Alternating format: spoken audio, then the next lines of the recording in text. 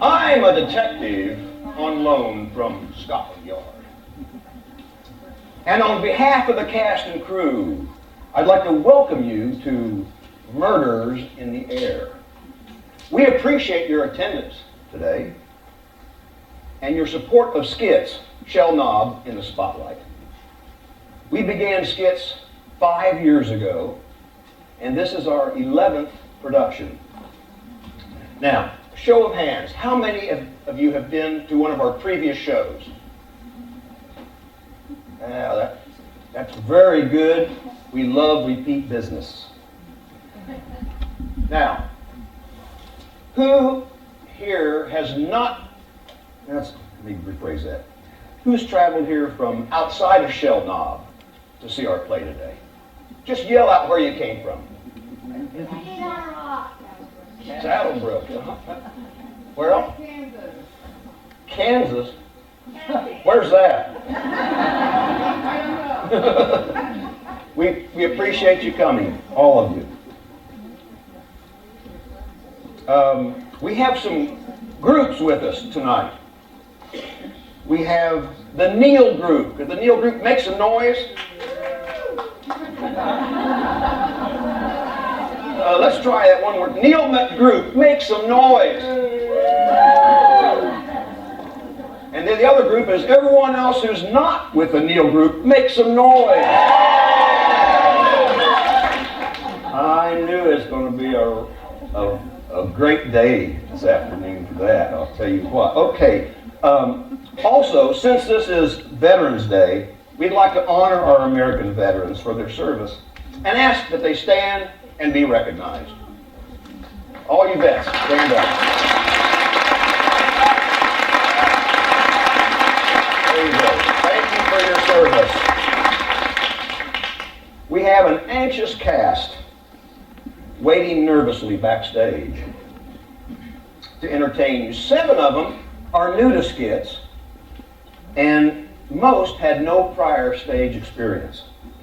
You know, our community theater is a collection of our neighbors, our friends, our relatives, and our acquaintances that has dedicated their time to put a smile on your face and entertain you. Everyone has worked very hard to put this together, and we are deeply grateful and especially indebted to this church for providing the venue for our rehearsals and the play you're going to see this afternoon. We could not continue to operate without our volunteers, our memberships, our sponsors, like our angel sponsor, Nita Jane Heirs, and also grant monies from the Table Rock Lake Community Foundation, as well as the Missouri Arts Council. And of course, you, our play attendees. Now, this is a 2-act play, runs approximately 2 hours. We have an intermission after Act 1.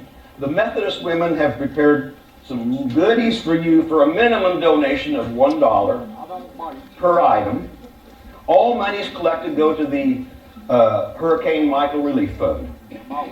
So be generous. Now, I'm looking around for some food. I know what you're thinking. You're wondering where the restrooms and the emergency exits are, aren't you? Aha. Well, the restrooms are easily accessible off the foyer in the hallway, and the emergency exits, if there was an emergency, you can go out the foyer, the double foyer doors, or you can go out the 2 exit doors on the right-hand side of this auditorium. Now, who else? Oh, let me see. Oh, there's one right back there. You, I know what you're doing. I know what you're thinking. You're wondering about taking pictures, aren't you? Okay, well, unlike at the movies, here you can take as many pictures as you want, anytime you want. Just be sure that your electronic devices or your cell phones are set to silent. Well, it's time to put on our detective hats and start collecting clues, because there's a killer among us. And I want you to be careful where you place your feet today, because there's a residue of fractured and lost lines all over the place.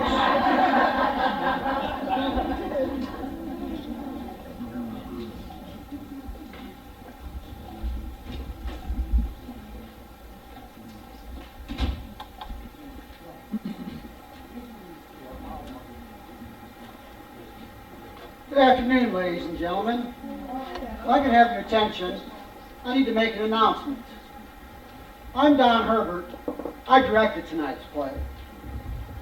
I was very flattered when Billy St. John contacted me to direct his play, Murders in the Air.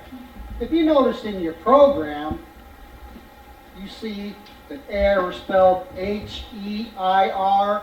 Get it? Yeah. Great. Actually, it was a work in progress, and he made rewrites and changes throughout the whole rehearsal period.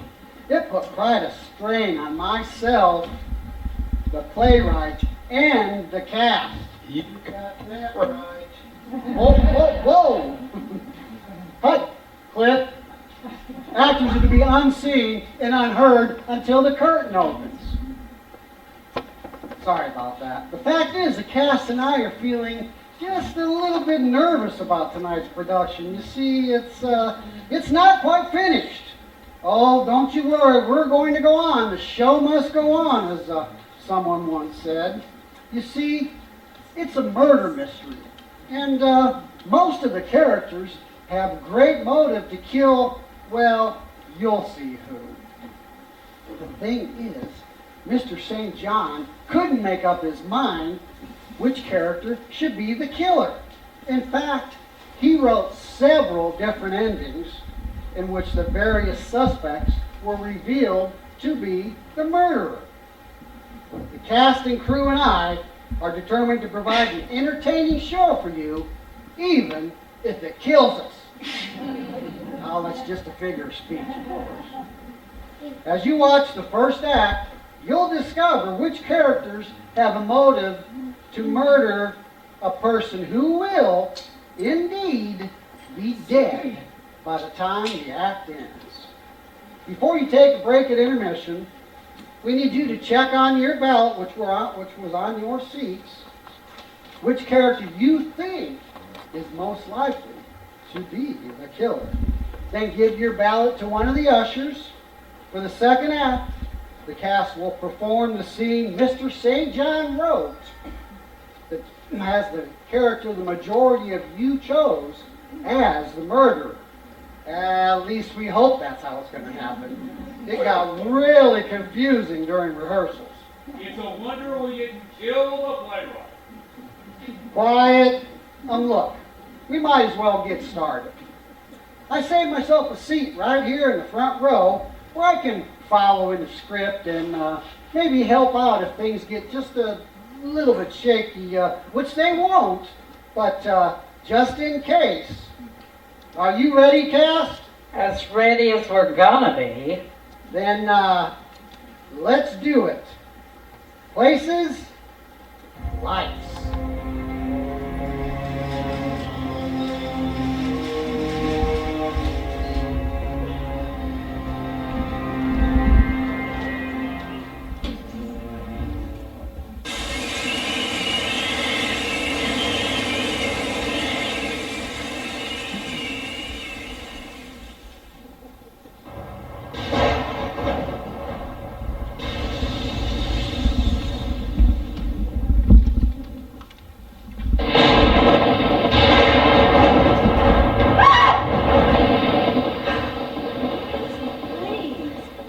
Starkweather is resting in his bedroom right through that doorway.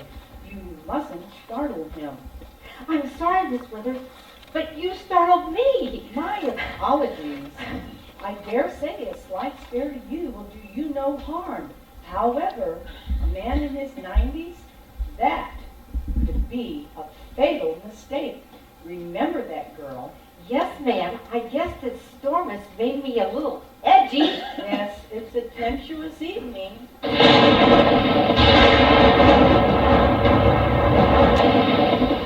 have seen all the guests have been shown to their room.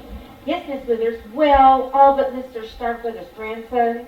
Simon the Third. It's a long drive from this college and the storm, you know. Oh, I hope we can start without him. And Mr. Starkweather, it's past his bedtime. He must have his sleep. I assure you, this room is spotlessly clean. I certainly hope so. Mr. Starkweather's asthmatic condition, the merest mote of dust could be potentially lethal.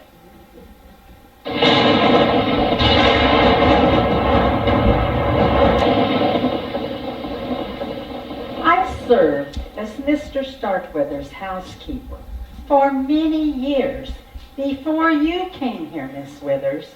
I don't need you to tell me how to do my job. You brought the coffee? It's right here, Mrs. Trent. Then go back to the kitchen and help Minerva with the rest of the refreshments. Yes, ma'am. Mr. Starkweather gave specific instructions that he wants everyone to be present in the drawing room at 8 o'clock sharp. I'll ask Bensonhurst to fetch the guests from their rooms. Mr. Starkweather will be ready. Oh, sure. Coming, Mr. Starkweather.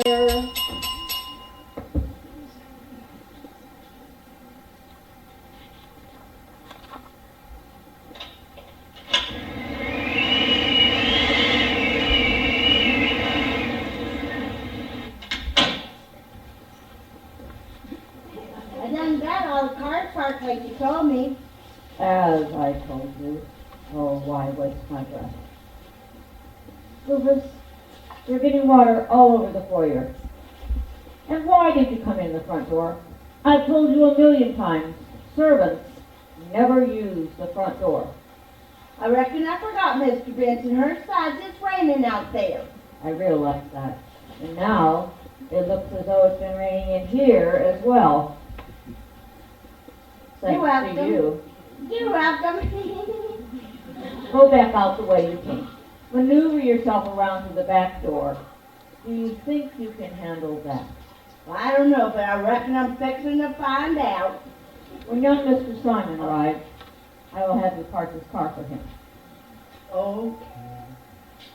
Good. While I'm waiting, I'll just sit by the stove, seeing if I can grow me some gills. Don't be impertinent.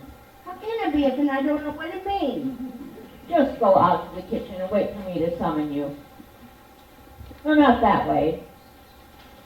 Have you forgotten already? I told you to use the back door. Nope, but I hoped you had.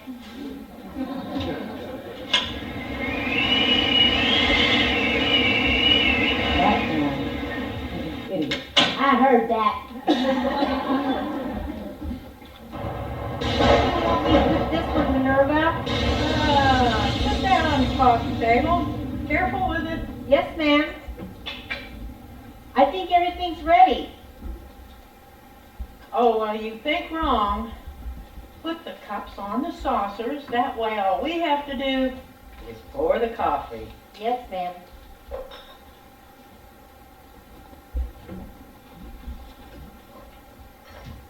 The others are coming down. Miss Van Zandt has informed me that Mr. Starkweather would like everyone present. He wants the servants here? Precisely. Even Rufus. Had I known that earlier, I would have had him take a bath. Well, he's been out parking cars in the rain all morning. Maybe that will help. If you ask me, Noah's flood wouldn't help. Be that as it may, I shall summon him and Mrs. Trent. Why does Mr. Starkweather want all the servants here? Well, let me pull out my crystal ball, and I'll let you know. Remember what I told you when you first came to work here? Yes, ma'am. Use your told and don't ask any questions. Exactly. Stick to it. I will, Minerva.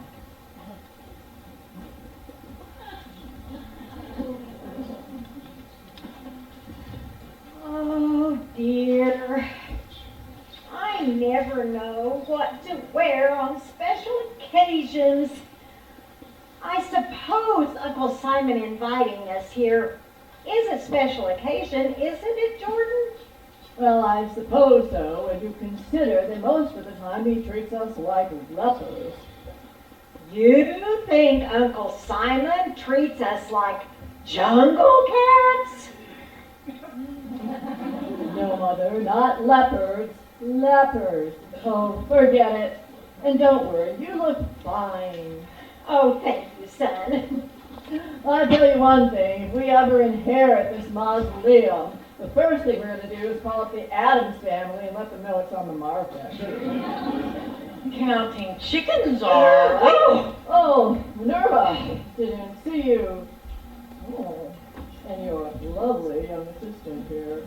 Nancy is a nice girl, and I mean for her to stay that way. I'm sure I don't know what you mean. Oh, I doubt that. I don't understand. Oh, and I believe that. Miss Fiona, why don't you come have a seat and we'll bring you some coffee. Coffee. Oh, that sounds wonderful. It's a little damp in here. That's because it's a lot damp out there.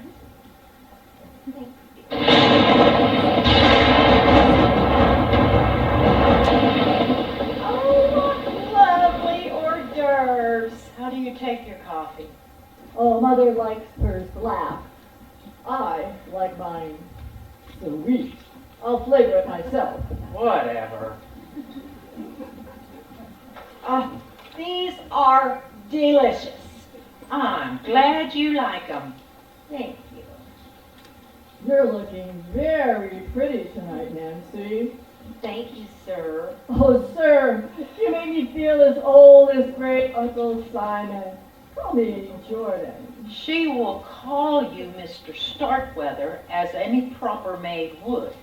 If anybody calls you anything else, it'll be me. And you don't know which one I'm thinking. Minerva, you never change. Neither do you. More's the pity. Now sit down next to your mother. Oh, yes, drill sergeant. Kathy, darling, I don't know how y'all stand living out here in the boonies, away from fine restaurants and movies and shopping centers. Why, I'd get so depressed, I'd just sit down and weep. Oh, Paula, it's not that bad. I stay here during the week, but I have an apartment I go to in town almost every weekend. Oh, I am so relieved to hear that. Well, I used to work for a large corporation before Mr. Starkweather hired me as his personal secretary. And believe me, this is a much nicer job. Oh, look what we have here. 2 rays of sunshine to dispel the gloom. You look beautiful tonight, ladies. I swear, Cousin Jordan, you are a rogue and a charmer. I'll do my best. Won't you join us? Oh, how about taking a seat over there? You'll be safer. We'll bring you some coffee. How would you like it? Thank you. I want my one. Thank you. I load mine down with lots of cream and sugar. Sugar, I must admit, I have an enormous sweet tooth. Oh, maybe that's what causes that corn syrup accent. And how are you this evening, Cousin Fiona? Mother. What? Oh, I'm fine, dear. Thank you, Paula. Well, that's just peachy.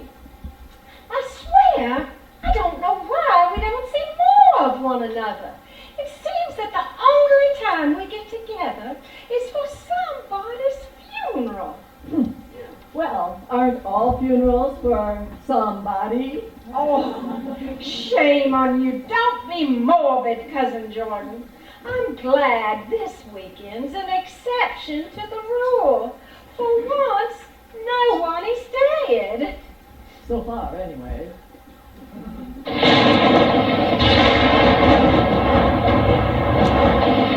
It's okay, honey. You didn't spill any. And Jordan, just what did you mean by that remark? Oh, nothing. It's just when you called up to say that Great Uncle Starkweather had wanted Mother and I to come to the mansion for the weekend, I just assumed you were going to tell us that he had passed on. You wish.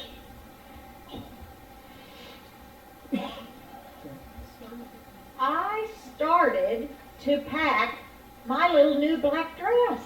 It was a natural assumption. I mean, he is getting on in years and in very poor health.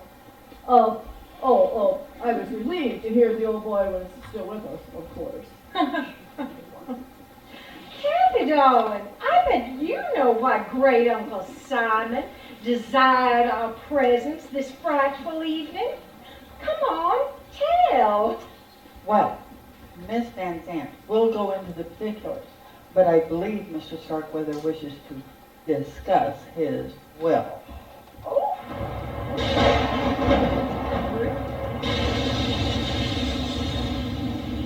Really? I'd appreciate it if you did not drool on the hors d'oeuvres. You misjudged me, Minerva. I was surprised, that's all. Where is Cousin Simon? Shouldn't he be here too? I contacted him last week, and he said he was going to be able to make it. Apparently, he's going to be late. If he tried to call this evening, he wouldn't be able to get through. The lines are all down. Well, if we're going to talk about the will, he should be here. After all, he is Great Uncle Simon's only grandchild. Yeah, and he'll probably get everything. Excuse me for a minute. You guys are doing great, you really are. Folks, I suggested to Mr. St. John that these family relationships might be a bit confusing. He agreed and was going to write a scene that explained everything, but he was working on it when he snapped like a rubber band, so I'll just tell you. I think the family tree is in your program also. Here's how it works. Simon Starkweather, the old billionaire, whom you'll meet shortly, married late in life and produced one son, Simon Jr. Simon Jr., in turn, married and produced one heir, Simon III, the college student who's late for the gathering. Old Simon's eldest brother had a daughter who married an Atlanta businessman, and they produced a daughter, Paula here. Old Simon's younger brother had a son who married Fiona, and they had Jordan. This is Jordan, but you already know that. Let me think. So old Simon is Fiona's uncle by marriage, and that makes Jordan, Paula, and Simon III cousins. Second or third cousins. I'm not really sure how that works. I hope that clears things up for you. It does. Sorry for the interruption. Continue. We don't have the foggiest idea where we are. I don't even know who I am anymore. Sorry. I'll resume with Craig and Renee's entrance. Susan, What? give them your entrance cue. What is it? You'll probably get everything. Who will? Your cousin, Simon. Oh, yeah. And you'll probably get everything. I'm very pleased with your investigation. I'll be glad to recommend you to my other clients. Just doing my job, Miss Van Zandt. Well, good evening, everyone. I know we haven't met yet, but I've got a pretty good idea who you all are. Mrs. Starkweather and her son Jordan, right? Right, Mr. Davis. Call me Mike. Okay, Mike, from what Ms. Van Zandt just said, you must be some sort of investigator. You got that right, Pavel. The private kind. I see. Who is that nice young man, son? He's a detective, Mother. A detective? Oh, how exciting! Do you know Jessica Fletcher? No, ma'am, she's way out of my league. But I do know who you two ladies must be, though. Well, if you're a private investigator, I'd be surprised if you didn't. That accent settles it. You're Paula Thompson. And you're 100% correct. I can't deny I'm from the deep south. Oh, if you came from any deeper south, you'd live in Central America. And that leads you to be Kathy Collins. It's nice to finally meet you in person. Me too, Mike. Mike and I have been corresponding for some time by mail, phone, and fax, and Mr. Starkweather's behalf. Is that seat taken? No? I'll park it there. And I expect you to remain unobtrusive. I will as soon as I look at the dictionary and look it up. Just sit over there by the fire and be quiet. By the fire? Oh, glad to. My backside a little bit soggy. Keep an eye on him. I shall do my best. If all is in readiness, Miss Van Zandt, I shall inform Mr. Starkweather. Yes, thank you, Bensonhurst. We have more coffee if anybody wants some. I'll have some, Minerva. Well, how do you take it? In a cup? Quiet, please. Keep still. Oh, Miss Van Zandt, I understand Great Uncle Simon has called us all here this evening to discuss his will. Yes, that is correct. Frankly, I did not think that was a good idea. Mr. Starkweather's health is precarious at best, and he does not need that excitement. I advised him to communicate with you all by mail, but he insisted on summoning you to Starkweather Mansion. I only hope he doesn't live to regret that decision.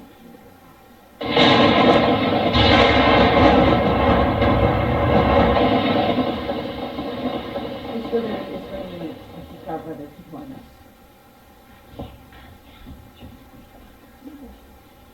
Here you are, Mr. Starkweather. Go, Freddy. I'll be right here if you need me. To think I used to be surrounded by presidents and kings. Can my world have shrunk to this? Just a handful of relatives and a meager staff of hired help? Simon, where's my grandson? We presume he's on his way, Mr. Starkweather. Not enough time. Better hurry, not enough time. Oh, good evening, great uncle Simon. You're looking well tonight. Are you blind, boy? You're just a habitual liar. I was only making pleasantries, uncle. You've always been a smooth talker, Jordan. But that doesn't cut the ice with me. You're nothing but an opportunistic boy. I ought to know. I was one at your age, too. Well, I guess it runs in the family. You do have a point there, Jordan. Fiona. You look the same. I do. Oh, thank you, Uncle Simon. That wasn't necessarily meant as a compliment. Great Uncle Simon, you're just awful. At my age and with my money, I can say anything that I think. And I do. How is my little Georgia Peach? Little old me? Why, I'm just peachy, Uncle. I may barf. Would you like some coffee, Mr. Starkweather? He mustn't have any. The caffeine could keep him awake and could affect his blood pressure. Sometimes his medication causes him to run a little high. Evidently, I won't be having any Minerva. You heard my keeper. Yes, sir. You mustn't excite yourself. People aspire to become a ripe old age and be kept alive by machines and medicines. And for what? Not even to be able to enjoy one of life's little pleasures like a cup of coffee? You mustn't excite yourself, Mr. Starkweather. You see, I can't even express or feel any strong emotions. That's a bummer. Bummer? Bummer. I could have searched my vocabulary extensively and never come up with such an apt description, Rufus, as bummer. Glad you like it. According to my doctors, I won't remain in this tired, weak body much longer. So I suppose you all would like to know how I have provided for you, my heirs. But there's only one thing that I hate to leave behind. My money! Well, you know what they say, Uncle. You can't take it with you. Yes, that's true.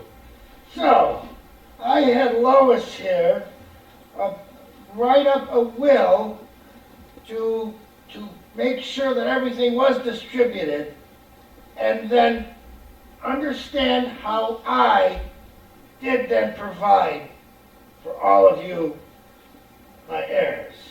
I'm just a teensy bit curious to hear all this, Uncle. Teensy? Yeah. I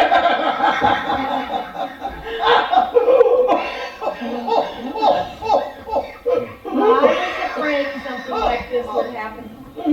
Here, Mr. Starkweather, breathe deep. See what you've done? I didn't. Shall somebody call an ambulance? We can't, the lights are all down. He's okay. He's just lost his breath. He just needs to breathe some pure oxygen for a few moments. Wait. Lois, tell them, please. Yes, well, this is the will Mr. Starkweather was referring to. As you know, he has been a phenomenally successful businessman for many years. I'll say he's been on the cover of Forbes magazine for 12 years in a row. Well, I never read that. He actually has the distinction of becoming one of the world's first billionaires. You know, I begged dear Ezra 20 years ago to contact his Uncle Simon and have him give him advice about his financial investments, but he was too proud. Yes, Dad had his pride. Lots of pride. Very little money. If I may continue, Mr. Starkweather's fortune is now worth in the neighborhood of 50 billion. Wow! Whoa! If I didn't know that, I'd ask for a raise. Well, I won't go into the details of the will, but essentially it bequeaths $1 million to each of his household staff. Mr. Bensonhurst, his butler, Mrs. Trent, his housekeeper, Minerva Walker, his cook, Ms. Withers, his nurse, Paula, Nancy, his maid, and Rufus Jones, his handyman. Forget the raise. Forget the raise. I'm good. Oh, Mr. Starkweather, I had no idea. The will goes on to state that the rest of the money is to be divided equally among his surviving relatives. They are his grandson, Simon III, his niece, Fiona Starkweather, and her son, Jordan, who will share 1/3, and his great niece, Paula Thompson. Oh, that's so nice. I always knew you'd do right by us, Uncle. I know you got mad at Mama when she married a Simon boy, Great Uncle Simon. But the two of you must have agreed on one thing. Blood is thicker than water. I bet Miss Withers can tell you if it is or not. Well, now that I have informed you of the contents of the will, I have another announcement to make. As of tomorrow morning, this will becomes invalid. What? What does invalid mean? It means no good. I got a brother that's invalid. Miss Vance means we're not going to get the money, you fool. Guess I won't be getting that big screen TV I've been dreaming about then. Sit down, Withers.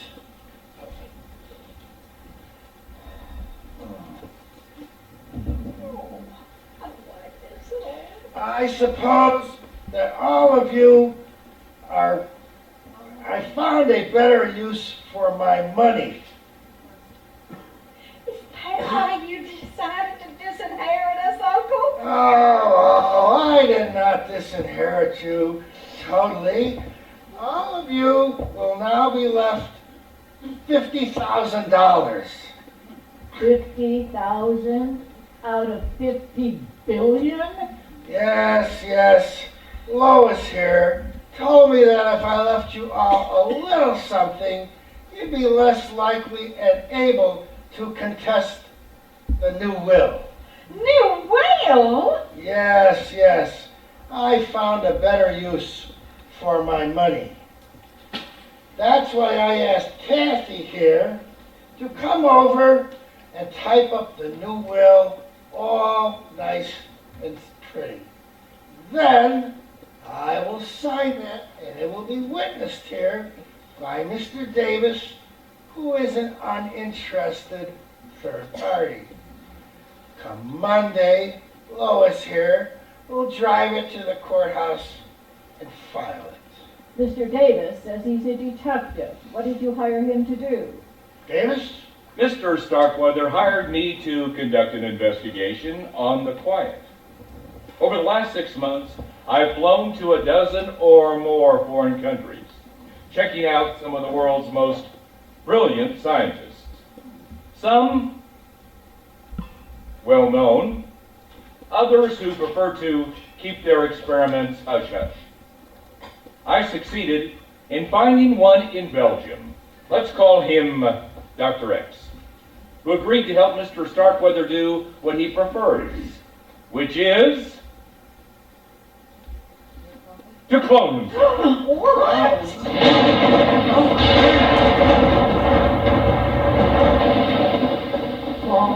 Oh my goodness! That's insane! What nonsense.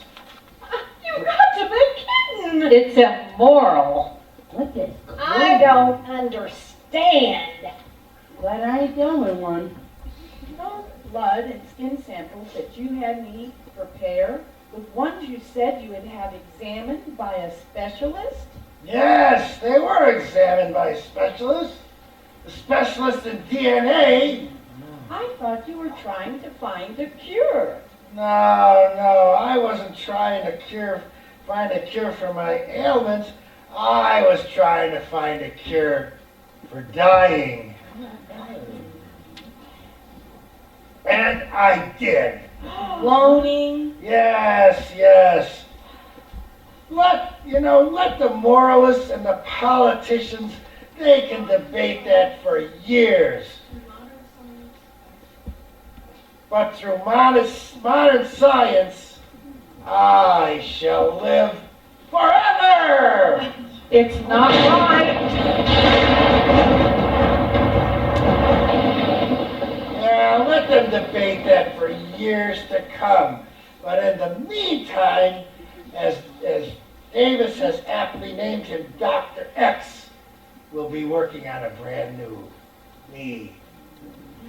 Sit down. The process of cloning is incredibly expensive, especially because of the process that I require must be done in absolute secrecy. However, I will still have a substantial fortune for the new me to inherit. I can guarantee you this. I will be the first person in history to become my own heir.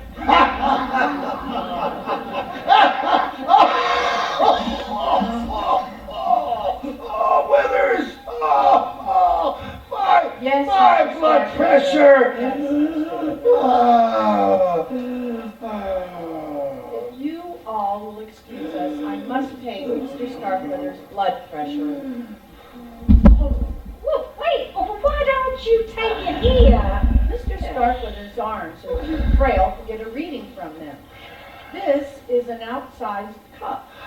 It is made to go around a patient's thigh. He can stand the pressure from an inflated cup much better there. Mr. Starkweather has had way too much excitement for one evening. I shall put him to bed. Well, I guess our meeting is concluded, unless anyone has any questions. I do. What the heck was that all about? It's simple, Rufus. Great Uncle Simon was going to leave us a fortune, and then he changed his mind, and he's going to clone himself instead. What the heck does clone mean? It means to take some cells from a person's body and create a duplicate of the original. They can do that? That's great. When the old Mr. Starkweather passes over, I'm asking the new Mr. Starkweather for a job. The new Mr. Starkweather will have to be born and grow up. It goes against the laws of nature. How? Oh, it's all been arranged. Once Dr. X has created the new life, the cells will be implanted into a host mother who will carry the child to term. Host mother? Who? Me. Well, why not? I'm young and healthy. I'll make a good mother for little Simon. How could you consider being a part of this travesty? Well, I'll be well compensated. And besides, have you ever known anyone else to give birth to a baby billionaire? Uncle Simon is leaving his money to a baby? Yes, in a manner of speaking, he is. The new will places Mr. Starkweather's fortune into a trust fund, which I will administer. I'll release the money to pay Dr. X and his staff to perform the cloning procedure. After that, ample funds will be available to provide for Kathy's needs and the upbringing and education of the child, of course. Once he's grown and properly trained to deal in high finance, then the fortune can be turned over to him. Yes, the kid will look, think, and act like Simon Starkweather. Conceivably, he could parlay those billions into trillions by the time he's an old man. But for what purpose? To leave it to another clone, then another, and another? Where will it end? When there's a Simon Starkweather with enough money and power to rule the world? We didn't discuss that, but you might well be right. I can't believe you condone such madness. Oh, I can believe it. Miss Van Zandt and that Collins girl, they'll live like billionaires off Mr. Starkweather's money. Money that should have gone to us and his family. And I suppose you'll be getting rich since you're part of this scheme. Not me. I did the part I was paid to do. My part's over. I'll take my very generous check and go home. Frankly, I don't care if the boss's science fiction experiment works or not. You should be ashamed. You should all be ashamed. You've made yourselves perfectly clear, ladies. Now, if you will join me in the kitchen, I have something to talk to you about. We shall be out to clean up later. I trust if you need anything, you'll ring. Might be kind of nice to hear the pitter-patter of little feet in the house again. Oh, shut up, Rufus. Idiot. Kathy and I will retire to my room. You might as well begin typing up the new will. I'll advise you on how to put everything into the proper legal terms. Sure, Lois. The sooner it's finished and signed, the better. Hey, wait a minute. How come nobody asked me if I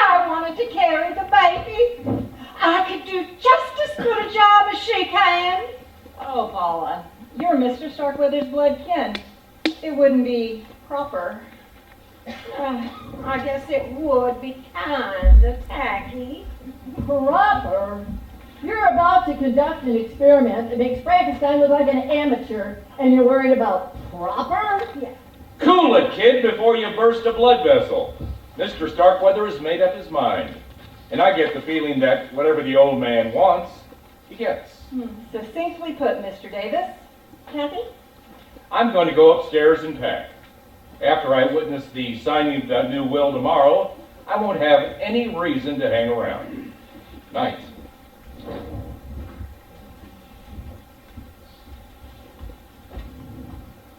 We were robbed! We were? Oh! Yes, Mother. Great Uncle Simon dangled a fortune underneath our noses and then snatched it away. That was mean! Me? It was monstrous. Didn't you see the evil glint in his eye? He enjoyed pulling the rug out right under our feet. Oh, at least he left us 50,000. 50,000 to him, that is like giving a dime to a beggar. And he only did it to keep us from breaking the new will. You heard him. Yeah. Oh, I wish he were dead. I wish the old goat would drop dead tonight. It would serve him right. If Uncle Simon did die tonight, we'd get all of our money, wouldn't we, dears? Would anyone care for a game of bridge?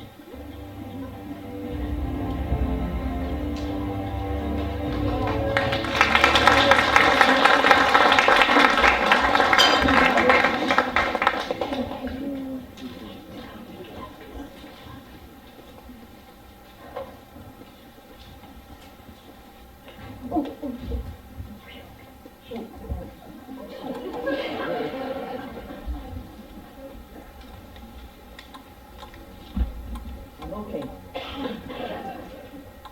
Oh, a penny for your thoughts. That's all I can afford right now. Mr. Starkweather. Oh, call me Jordan. Remember, at least when Minerva, the dragon lady, isn't around. I thought everybody had gone to bed. Oh, I was going to turn in, but I had an urge for a midnight snack, so I came down. I'll fix you something. Oh, never mind. What are you doing up? Mrs. Trent sent me down here to make sure that the fire spring was properly closed so that no sparks would pop out onto the run. Oh, and burn Starkweather Mansion to the ground? Maybe that's not such a bad idea. You shouldn't talk like that. You know Mr. Starkweather is an invalid. How could he? You read my mind. Jordan! Oh, I got you to call me by my first name. You mustn't even think such a thing. It's wicked. Oh, and why would that surprise you? You know I'm the black sheep in the family. Besides, if it happened tonight, you would get $1 million. I would get billions. Think of the great times we could have together. Don't. Oh, admit it, it's a tempting thought. It's not. It's a horrible idea. Which part? The part about getting the money, or the part about you coming back? The part about the money? And what about us? Nancy, I thought you were going to help me with the dishes. I was checking to see if the front doors were locked, Minerva. Okay, see to it. And what are you doing here? Oh, I had an urge for a snack, and I saw Nancy and came down for a chat. Oh, that appetite of yours is going to get you in trouble one of these days. Minerva, what are you doing with this knife? Mincing onions. At midnight? Oh, I can't stand to have anybody see me cry. And if you're hungry, come with me. I'll find you something. Yes, Minerva, anything you say, Minerva. Finish up and come see me in the kitchen. Yes. Come on.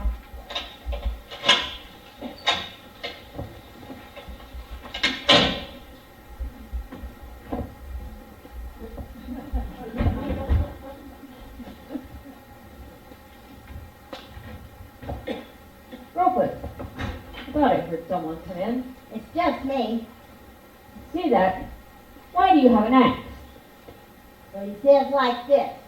I was out chopping wood this afternoon before it started raining. But I left the axe out. I didn't put it in the shed. I forgot. Been dismembering things a lot lately.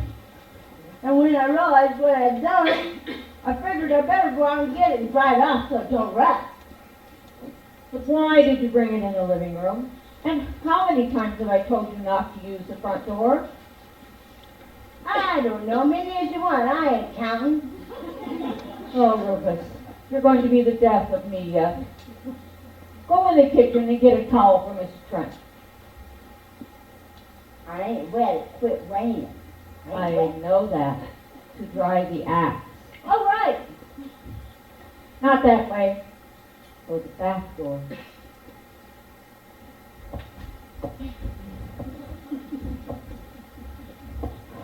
If that man had a brain, he'd be dangerous. I heard that.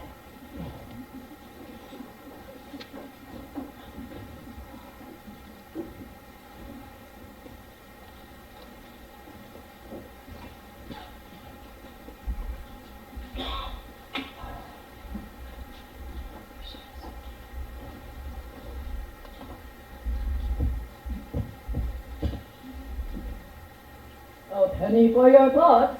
Oh, Jordan, I just came down for a breath of fresh air. What are you doing down here so late? Munchies. You want a cookie? Huh, no, thank you. Well, have you and Miss Van Zandt finished the new will? Yes, it is finished and all ready for Mr. Starkweather's signature. I see you've calmed down. I wouldn't blame you if you hated me. Hate you? Why would I hate you? I would have made the same deal if I were in your shoes. I'm sure you would have. Oh, and Minerva was right. Being mother to little Simon is the next best thing to having the billions yourself. But aren't you forgetting something? What? The little tyke will need a dad, too. Someone to guide him and mold him into the perfect replica of Great Uncle Simon. A heartless, money-making machine.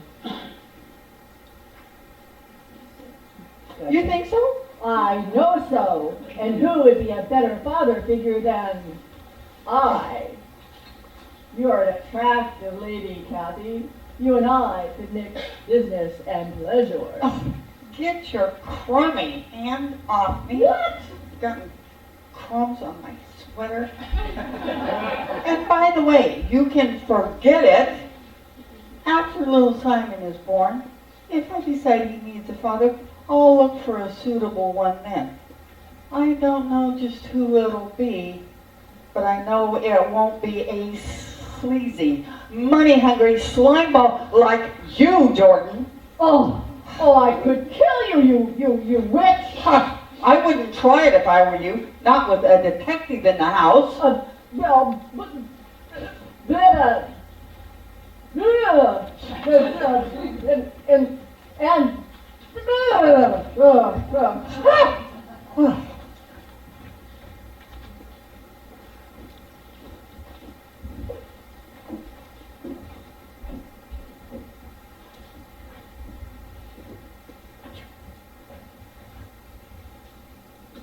Aren't you finished in here yet? I need to make everything all right. Well, go back to the kitchen. Minerva needs you. Don't dawdle. Yes, ma'am.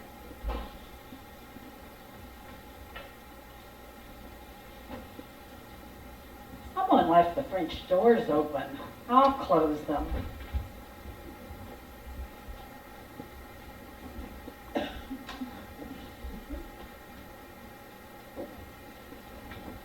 Miss Thompson! Oh, Mrs. Trent! Oh, you gave me quite a prize. Why, What are you doing wandering the house in the middle of the night with a gun in your hand? Oh, don't worry. I know how to handle a gun. I couldn't sleep, so I thought I'd clean it. I was going down to the kitchen to look for some oil. I don't think you'll find what you need in there unless you want to rub it with Crisco oil. Do you often carry that thing around with you? I take it everywhere I go. Daddy taught me to be a crack shot when I was 10. A girl can't be too careful. I don't think you have to worry at Starkweather Mansion. It's miles from the nearest town. No one ever comes out this way. You've never had a burglary or a prowler? No. Well, with Uncle Simon being so sick and all, it's a wonder somebody hasn't tried to steal something. Oh, with his bedroom being on the ground floor, why, anybody could just break in those French doors and walk into his room and do who knows what. Like shoot him? Well, it could happen. As terrible as that thought is, in his condition, how could he defend himself? He could sick Nurse Withers on him, I suppose. That should frighten away any intruders. Oh, you're just awful. But you know what? I wouldn't want to tangle with that woman. Where does she sleep? In the bedroom next to Mr. Starkweather's, so she can hear him if he rings his bell for her in the night. Oh, let's see. If I remember correctly, when Mama brought me here once when I was a little girl, that room over there was a library, and the one beyond it was a parlor. Am I right? That's correct. When Mr. Starkweather got too ill to go up and down the stairs, they converted the library into a bedroom for him, and Withers took the parlor. So, they're the only two that sleep downstairs? Yes, the servants' quarters are in the attic under the eaves. We have our own staircase from the kitchen. Why do you ask? Just curious. Excuse me, folks. I thought that little section of dialogue was kind of awkward and suggested to Mr. St. John that he cut it out. But he thought you all needed to know a layout of the house. He said, "What do you want me to do? Put a blueprint of Starkweather Mansion in the program?" Which I thought was kind of rude. But he insisted I leave it in, so I did. But it's a bad piece of writing, and I want you to know that I wanted to take it out. Sorry for the interruption. Continue. I want you to know, Dawn, that if you do that again, you can bring that script up here on this stage and play Mrs. Trent yourself. Sorry. That was great. I wish I had your nerve. Where are we? You were curious about the layout of the house. Oh, yes. Oh, I was just curious. Well, you know what they say. Curiosity killed the cat. Yes, well, now if you'll excuse me.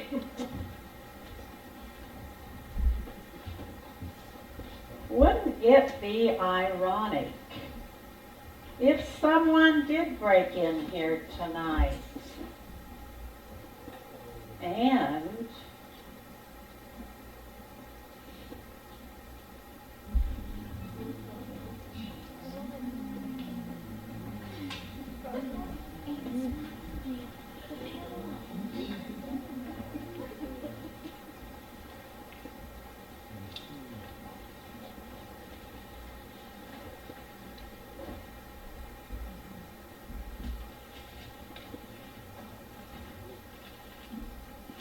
Starkweather. Oh, Bensonhurst! You nearly scared me to death. My apologies, ma'am. What kind of pills, might I ask, you just strewn all over the living room? Digitalis? It's for my heart. I have a heart condition.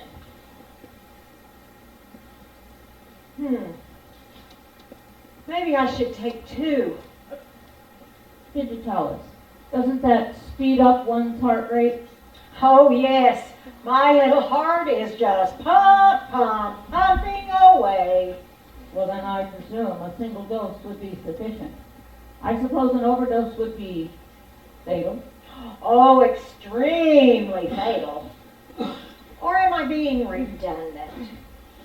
I suppose that fatal is fatal, just like dead is dead. Wouldn't you agree? Completely. One cannot be deader than someone else. Dead longer, perhaps, but that's the only comparison that comes to my mind. Might I ask why you had your digitalis in the living room? Why? That's a very good question. Why did I bring them down here? Oh, I remember. I was going to show them to Miss Withers to see if she might be able to get me some free samples with her medical connections, you know. But it looks as if your bottle was already full, ma'am. It was, but it never hurts for one to plan ahead. Guess I better pick 'em up.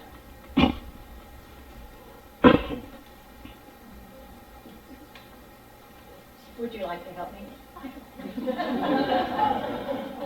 I shall help you. Bensonhurst, can I ask you a question? Be my guest. Why are you carrying that wrench? A wrench? Oh, yes. I happened to hear Miss Withers say that the gas valve to the heater in Mr. Starkweather's room was loose, and so I thought I would go in there and give it a twist or two. How very mechanical of you. We wouldn't want any of that gas to leak out into his room, now would we? Naturally not. But first things first, shall we? Yes.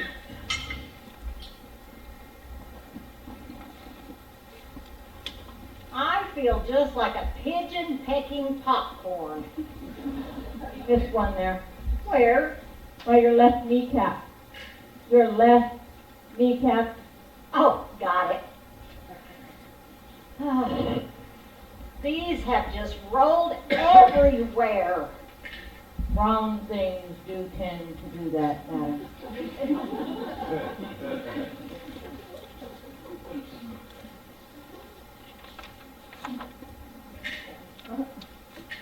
Miss Withers! Miss Starkweather, what are you doing on the floor with Bensonhurst? We're picking up spilled pills. I assume Mr. Starkweather needed an injection. Is there a problem? Nothing I can't handle. His lungs seem somewhat congested, so I took him out of his bed and put him into his wheelchair. He can breathe much better in an upright position. Then I gave him an injection of steroids to help open his bronchial passages. Well, well, well. What would Uncle Simon do without you? He would be dead. Without my help, his heart would have stopped beating a long time ago. Wasn't there something you wanted to ask, Miss Withers, madam? There was? Your digitalis? Oh, yes. Miss Withers, I was wondering if you might have any extra manufacturer samples that you don't need. I have a heart condition. I like to keep a supply handy. Well, I tend to see that yours run out, don't they? I'm sorry, Miss Withers. I'm fresh out of any spare drugs. Your uncle needs every pill he has just to keep going. Well, I guess we'd better gather these all up.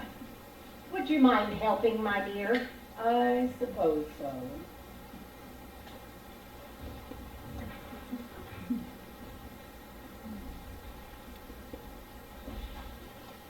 Is this a private game, or can anybody play? We are picking up spilled pills, Mr. Davis. Is that it? I thought you were holding a tiny little marble tournament. I'll pass. Let me give these to you, Mrs. Starkweather.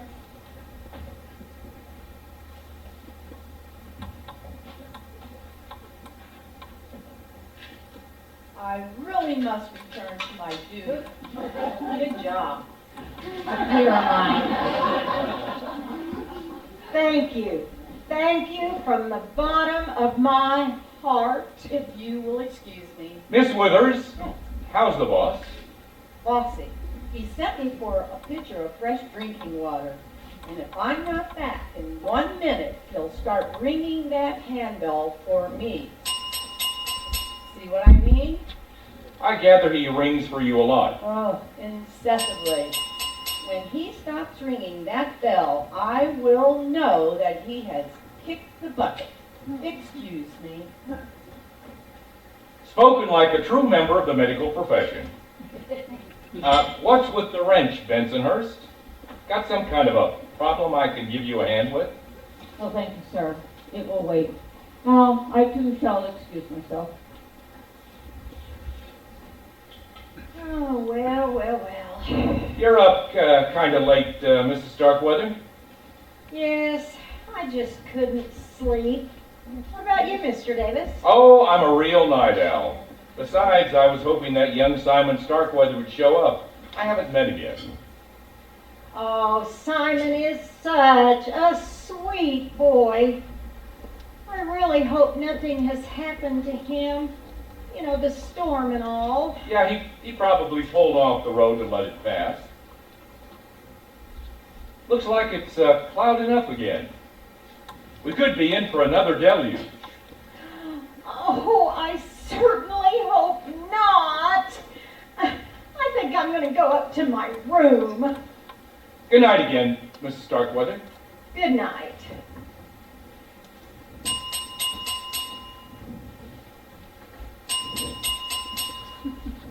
Coming, Mr. Starkweather. Oh, you're still here? Yeah, just keeping an eye on things. I see. Well, my patient.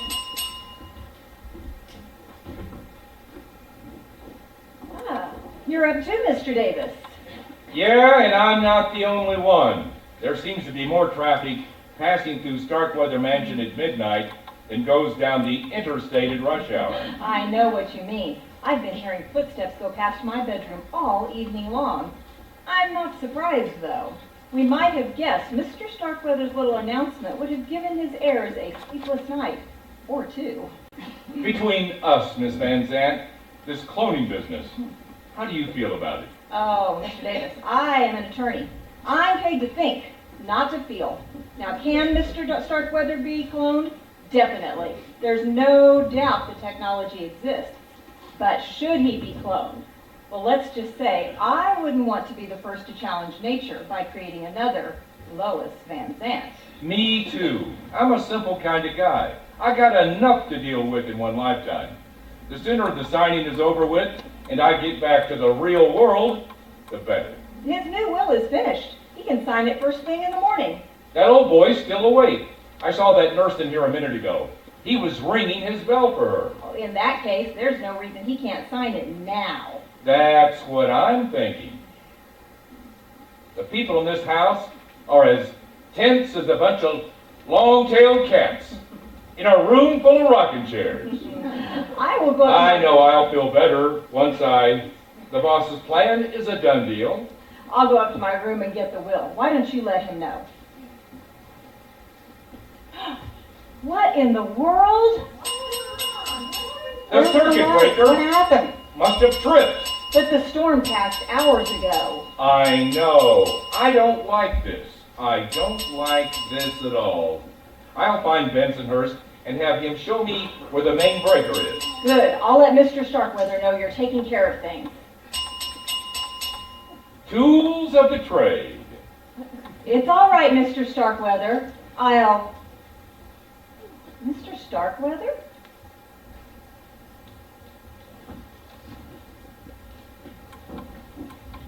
Hello? Is anyone in here? Bensonhurst? Mrs. Trent? Anybody? Kathy, I think there's something wrong with Mr. Starkweather. I don't know where that nurse is. And he hasn't signed the will yet, has he? No, I don't know, maybe he's just fainted. We need some light. Mr. Davis is trying. He's trying to, Mr. Starkweather!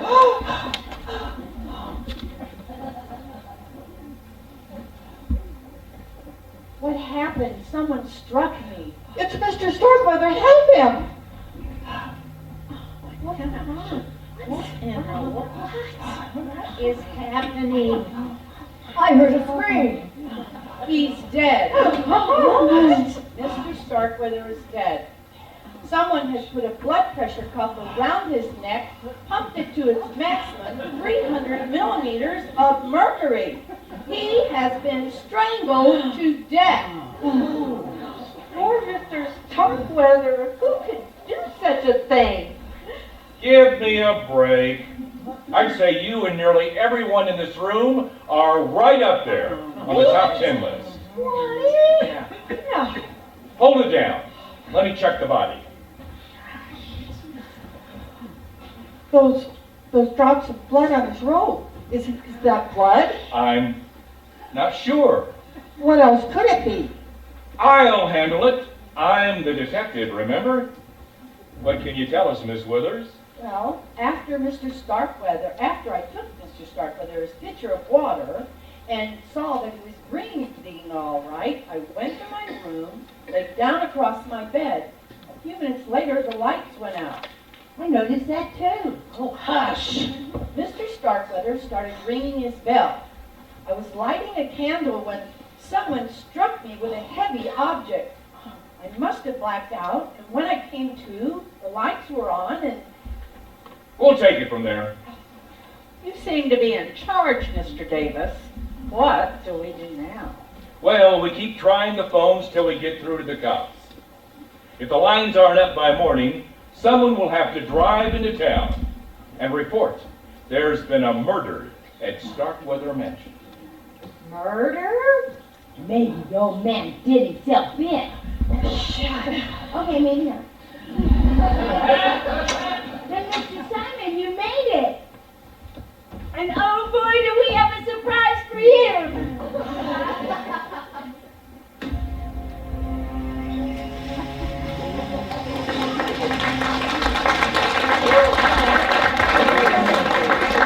Wasn't that the most diabolical murder you ever saw? Don't you just...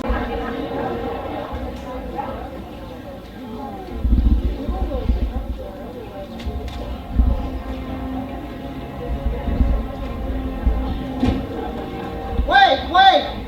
Turn the lights back up. Sorry, I was making sure that the cast knew what to do after I learned who will be the murderer based on the counted ballots.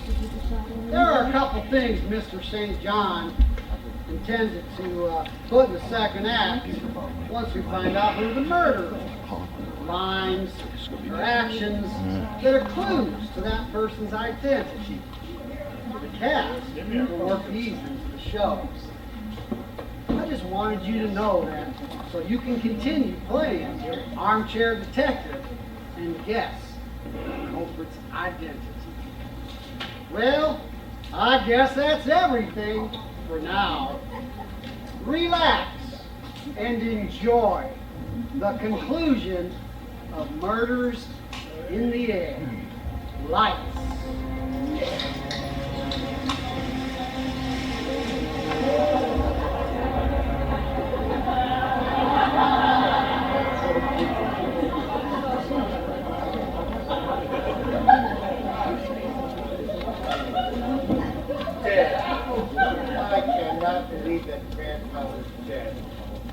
Well, he is, Cousin Simon. He's the deadest person I ever saw.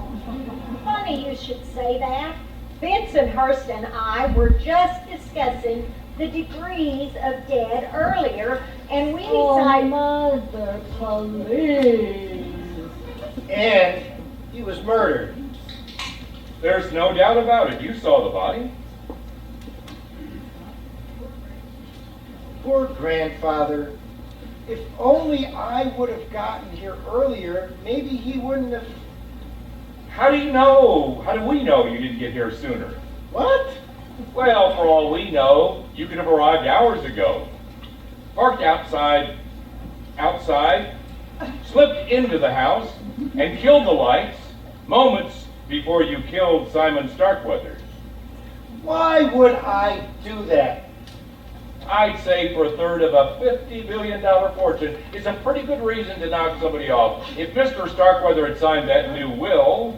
Yes, but I didn't even know about the new will and that cloning scheme that grandfather had cooked up until you told me about that. It would have been easy enough to hide outside the French doors and eavesdrop on the conversation. Why would I hide outside? I was invited here. Tell me again. Oh. Okay. I was driving here on that long road from town, and it was terrible. The rain was lashing the windshield so I could barely see. The wind was blowing so terrible, it was taking branches off of the trees and smashing them against the side of the car. It was like driving through a hurricane. When I finally got to that wooden bridge that crosses the creek that surrounds the estate, I had to stop. That little creek had turned into a roaring river and had ripped that bridge to shreds. However, I remembered that there was a tree about a mile up the stream that had fallen across there. I used to play there as a child. I walked there, found it, crossed just as the water was coming over to the top of the log. Then, from there, I came here and must have arrived right after grandfather was murdered. That's a good story, but it sounds rehearsed. Not nearly enough. All right, but honestly, it's the truth. Perhaps, but I'm still not crossing you off my suspect list. Well, who else do you have on that list? Everyone in this house except Miss Van Zandt and Miss Collins. They had everything to gain if your grandfather had lived only a few minutes more. As it turns out, they're out in the cold. Especially me. Lois here, she still has her clients. Me, I just joined the unemployed. Well, I'll tell you what. I'll see if we can't give you a generous severance check once the estate is settled. Well, you can take it out of your portion if you like. Mother and I will pass. So will I. Nothing personal, of course. Of course. So what do we do now, Mike? Well, the way I see it, we sit tight till daybreak. Then I'll have you show me the way to your car and drive me into town. I'll report what I know to the police, and we'll notify them that the bridge is out. My guess is the cops will fly in by helicopter. They'll need to take the body to the coroner's office, examine the crime scene, and take your statements. Once a homicide detective is assigned to the case, I'm out of here. Okay, but wait a second. You're a detective too, and you were here when the murder was committed. So, I think you'd have a better chance of solving that than anyone else. Sorry, but now that Mr. Starkweather is dead, I'm off the payroll. And once I give the big boys my statement, I'm finished.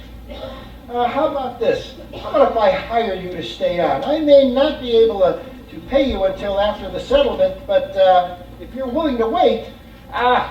You got that right, kid. That's great. I figure you're good for the money. Incidentally, Yes. that offer just dropped you down to the bottom of the suspect list. Well, I might as well start earning my salary.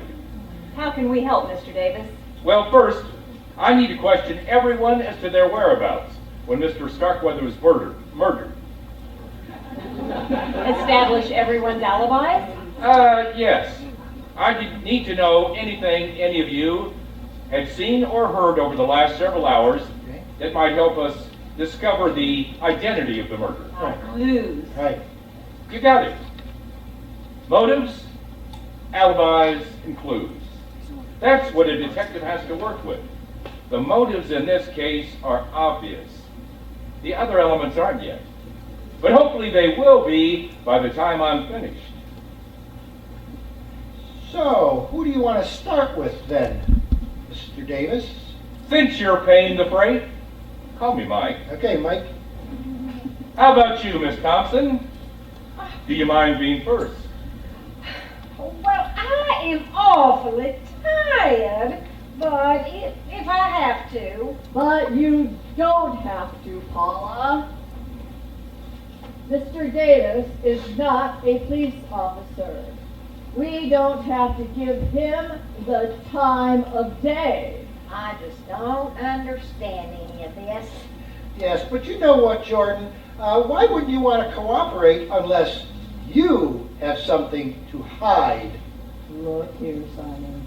Don't you start accusing me of murder unless you can prove it. Simon has a point.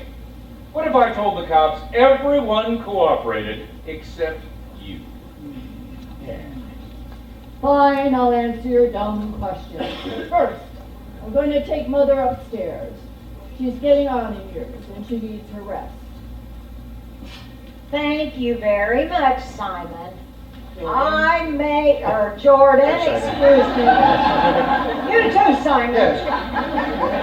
I may not be a spring chicken anymore, but I'm no Mrs. Methuselah either. Oh, don't get excited, Mother. Are you all right? Do you need your digitalis? I'm fine. No, I don't. But if I did, there's probably still a couple of them under the sofa here. Had a little accident with my pill bottle earlier. Well, come along then. You can call when you're ready for us. I assume you'll want to question everyone in private. You can wait with me in my room if you like, Kathy. I want to read over the old will again, since it will remain the official one now. Sure, Lois. Excuse us.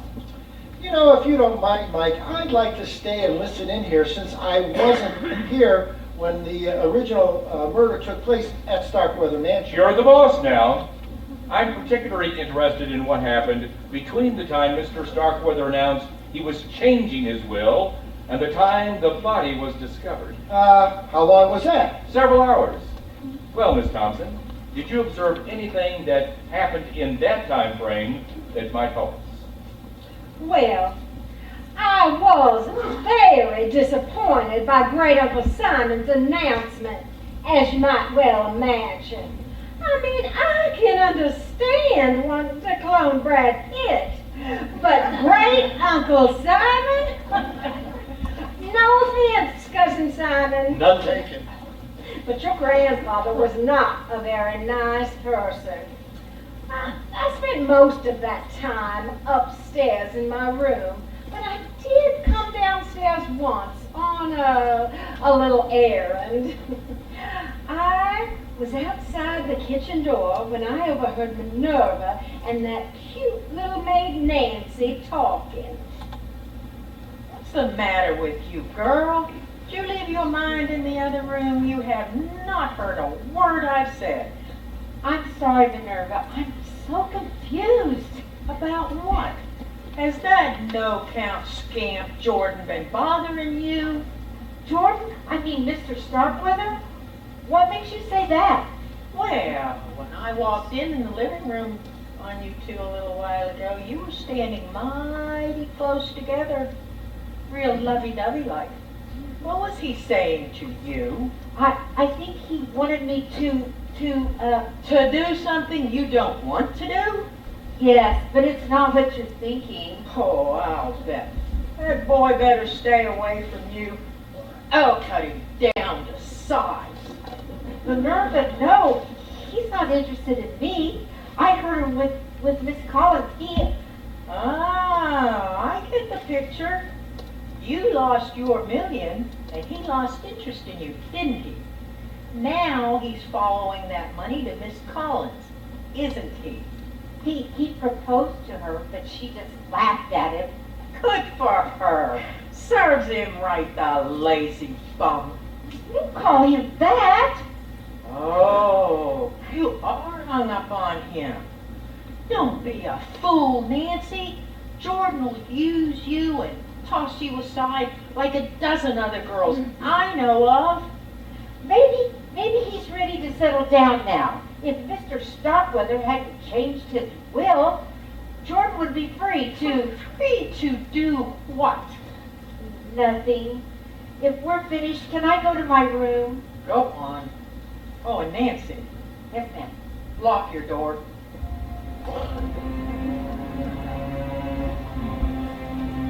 Excuse me, folks. That little scene in the foyer was called a flashback.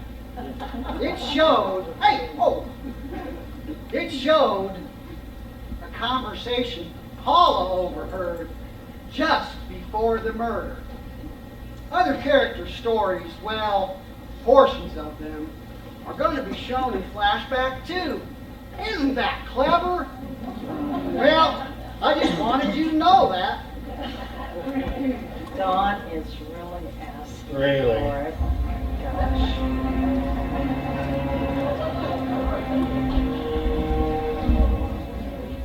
So tell me, Mrs. Trent, did you see or hear anything suspicious earlier tonight before Mr. Starkweather was murdered? Suspicious. I suppose you would call toting a gun around the house suspicious, even though he wasn't shot to death. A gun? Who has a gun? Besides me? Paula Thompson, that's who, claims she's a regular Annie Oakley. Oh. And she did mention how easy it would be for someone to come in those French doors and kill him. Did she now? Ask her yourself. Anything else? I did happen to overhear a rather odd conversation between Rufus and Mrs. Starkweather. I had gone upstairs to distribute candles in case of a power failure, which proved to be very useful, as you know. I turned the corridor into the west wing when I saw Mrs. Starkweather at the far end near the stairs. Oh dear. I hope I have enough. Mrs. Starkweather. Oh, Rufus, you scared me out of a year's growth. Well, that's all right, ma'am. We know at our age, we do all our growing sideways, don't we?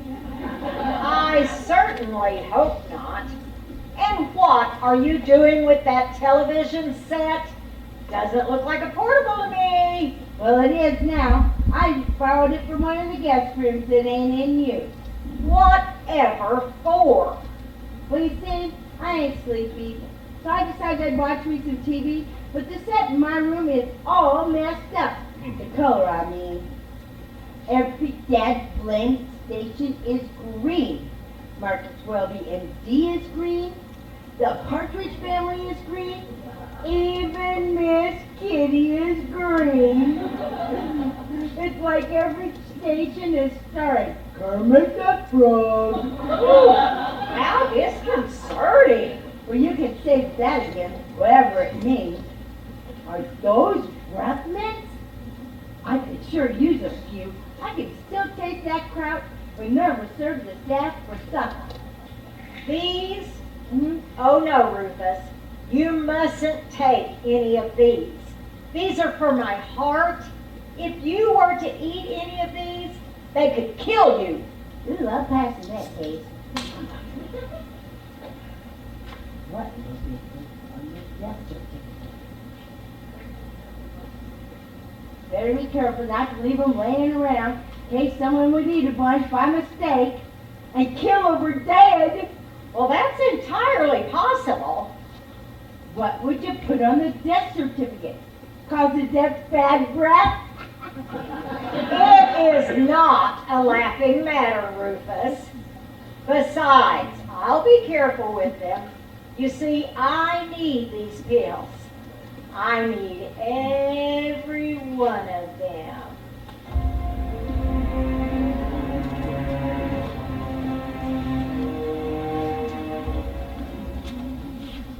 So Bensonhurst, Rufus had an axe in the house? Yes. I had instructed him to cut some firewood earlier. I'm surprised you trust him with an axe. Personally, I wouldn't trust him with a butter knife. I was merely relaying Mr. Starkweather's instructions. Was there anything else of interest you happened to notice? Yes, just one. Earlier this evening, I happened to when I came from the kitchen, I happened to notice Master Jordan outside Mr. Starkweather's door. The hall door, not this one. He had a rather furtive appearance. I got the impression that he was going to enter Mr. Starkweather's room when the door opened and Miss Withers came out. Master Jordan was rather startled by Miss Withers' sudden appearance. Well, what do you want? I was going to check on great Uncle Simon. No need. That's what I'm paid to do. Well, how is he? Breathing, if that's what you're wondering about. How much time do you think he has left? Well, I think he needn't start reading any long novels or even a short story. But you think he'll make it through the night? I think he will keep his heart beating through sheer determination long enough to sign the new will. That is what you want to know, isn't it? Oh, you misjudge me, Miss Withers. Oh, give it a break. You'd like to see him drop dead before daybreak, just like nearly everyone else in this house. Oh, including you. $1 million is a fortune. A lot of people would kill for that money. If that's a hint, forget it. As Mr. Starkweather's nurse, I'd be the prime suspect if his death was anything but by natural causes. But suspecting and proving are two different things. I'll forget you said that. Good night, Jordan.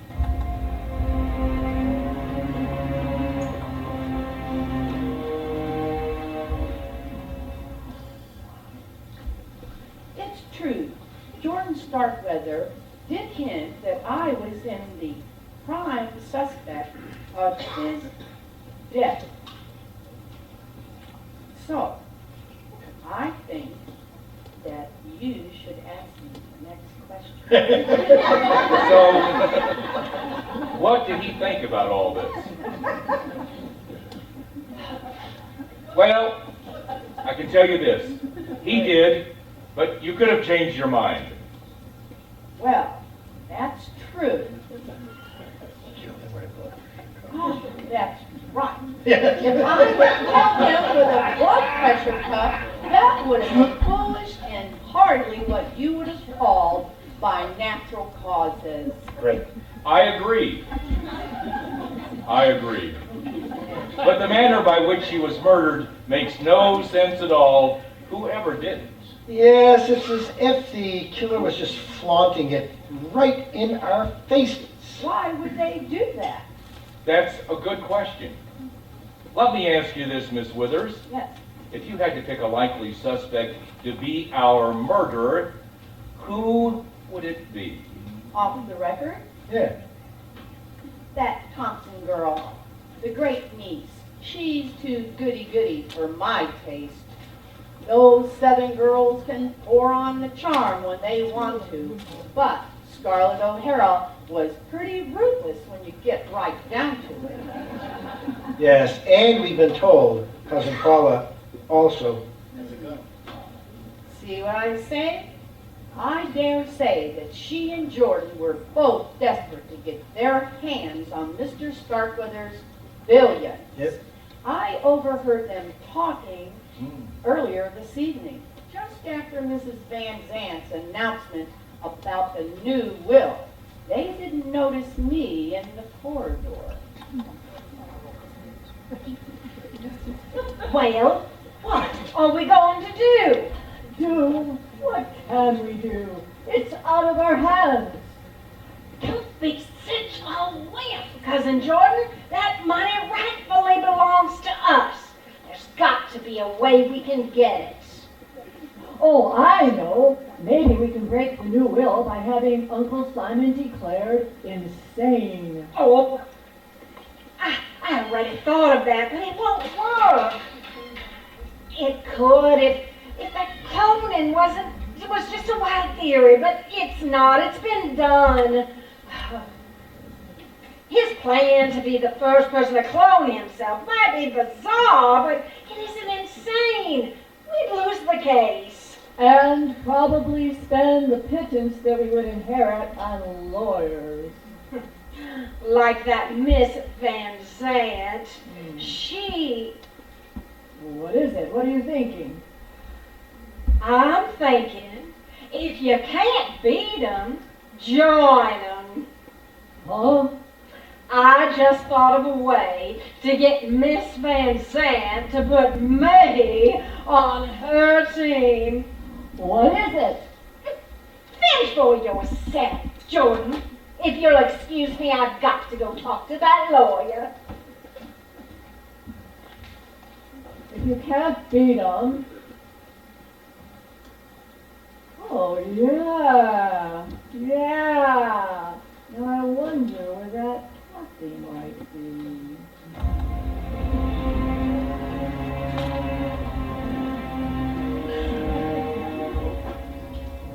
It's true. Jordan did suggest that we get married, but it wasn't like it was a romantic proposal or something. It was more like a business proposition. Yeah, but you were going to have access to billions. What did Jordan have to offer you? Himself, I guess. In my opinion, he's not worth 2 cents. Then you did turn him down. Well, Jordan's attractive in a smarmy sort of way, but any woman who'd marry him would be a fool, and I'm no fool. I know that from the time we first started working together. You know what, though? You were smart enough to offer to carry his clone. Well, look, Simon. Once Mr. Starkweather had decided that he was going to clone himself, nothing was going to change his mind. He would have found a surrogate mother somewhere, so it might as well have been me. And you know what? I do understand, but I just think that whole idea was creepy. You're a great deal more understanding than the other heirs have been. For example, Well, that Paula. She never gave up hope of getting her soft southern little hands on Mr. Starkweather's billions. how do you know? Well, I was up in Lois's room with her, and Paula knocked on the door. She asked Lois to step out in the corridor so they could have a private conversation. Lois did step out with her, but she didn't close the door all the way, and I couldn't help but overhear the conversation. We're very busy, Miss Thompson. Preparing that new will? Yes. Miss Van Zandt, you're a lawyer. Are you sure that this cloning business is legal? I mean, you could lose your license to practice if you were to... Now listen, the process is going to take place in Belgium. As we told you, our laws don't apply there. What about ethics? Haven't lawyers been disbarred before for behavior that was unethical, if not illegal? What's your point? I want in on the deal. You can pay me from that trust fund to be the baby's nanny. Or whatever, I don't care what you name the position. If you refuse, I shall be forced to report you to the Bar Association. Isn't that what you call it? It is. Let me give you a little free legal advice, Miss Thompson. If you bring any charges against me prior to the cloning process being completed successfully, I'll sue you for the $50,000 you're due to receive and everything else you own. And I'll admit it. In the second place, once that baby is on its way, I plan to close down my office. I shall devote all of my time to caring for Kathy and little Simon. Once that happens, It won't matter in the least if I should be disbarred. You don't have to be an attorney to administer an estate. Anyone can do it. So you see, young woman, your threats are meaningless. In fact, as an officer of the court, I should report your feeble attempt of extortion to the police. I did it! Take your silly, southern self out of my sight, and I might be willing to forget about it. All right, I'll go. You lawyer. Excuse me. Yes, Mrs. Trent. I found what's left of the Christmas candles I stored away. I thought it might be a good idea to pass them out in case of a power failure, and I suggest you keep one and some matches nearby. That's very thoughtful. Thank you. Kathy's in my room. I'll take one for her, too. Miss Thompson? Oh. All right. I'm going up to my room. There's something there I need to get. What's the matter with her? Oh, let's just say she's a sore loser. Miss Thompson played her ace, and I trumped it, in a manner of speaking. I'll take this to Kathy.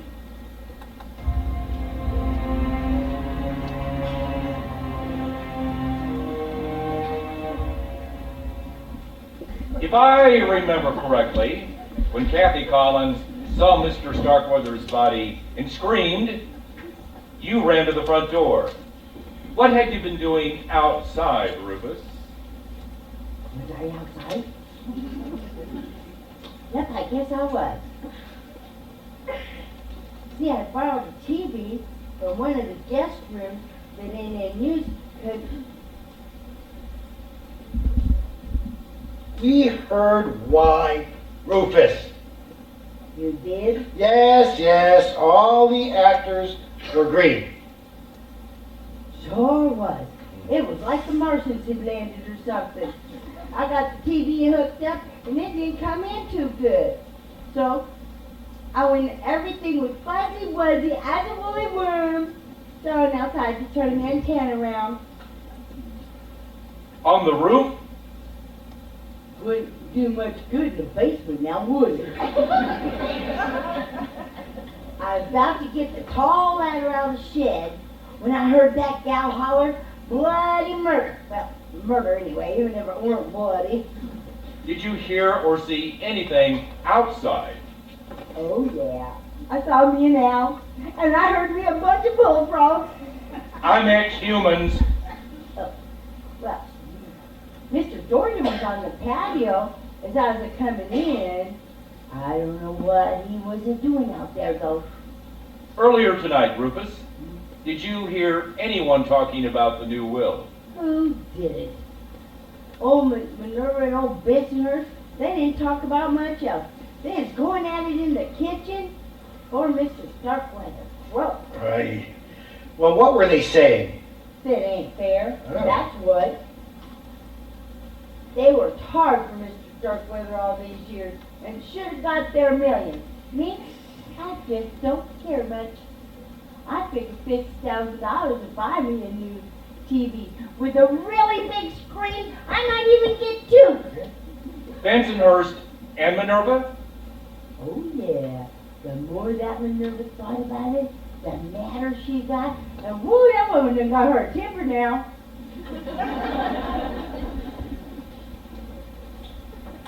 You mustn't go in there, Minerva. And who's going to stop me? I shall if necessary. You and whose army? I completely agree. We were wrong. But a confrontation is not the answer. Oh yeah, then what is? Patience. Mr. Starkweather hasn't signed his will yet. He may change his mind before morning. Oh, we should live so long. No, Minerva. He should live so long.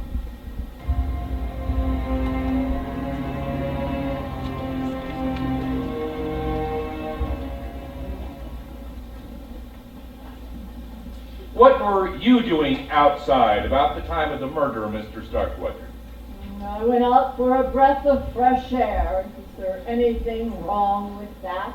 Not if you remain outside. What do you mean? Could it Well, I'll tell you. waiting? I got it.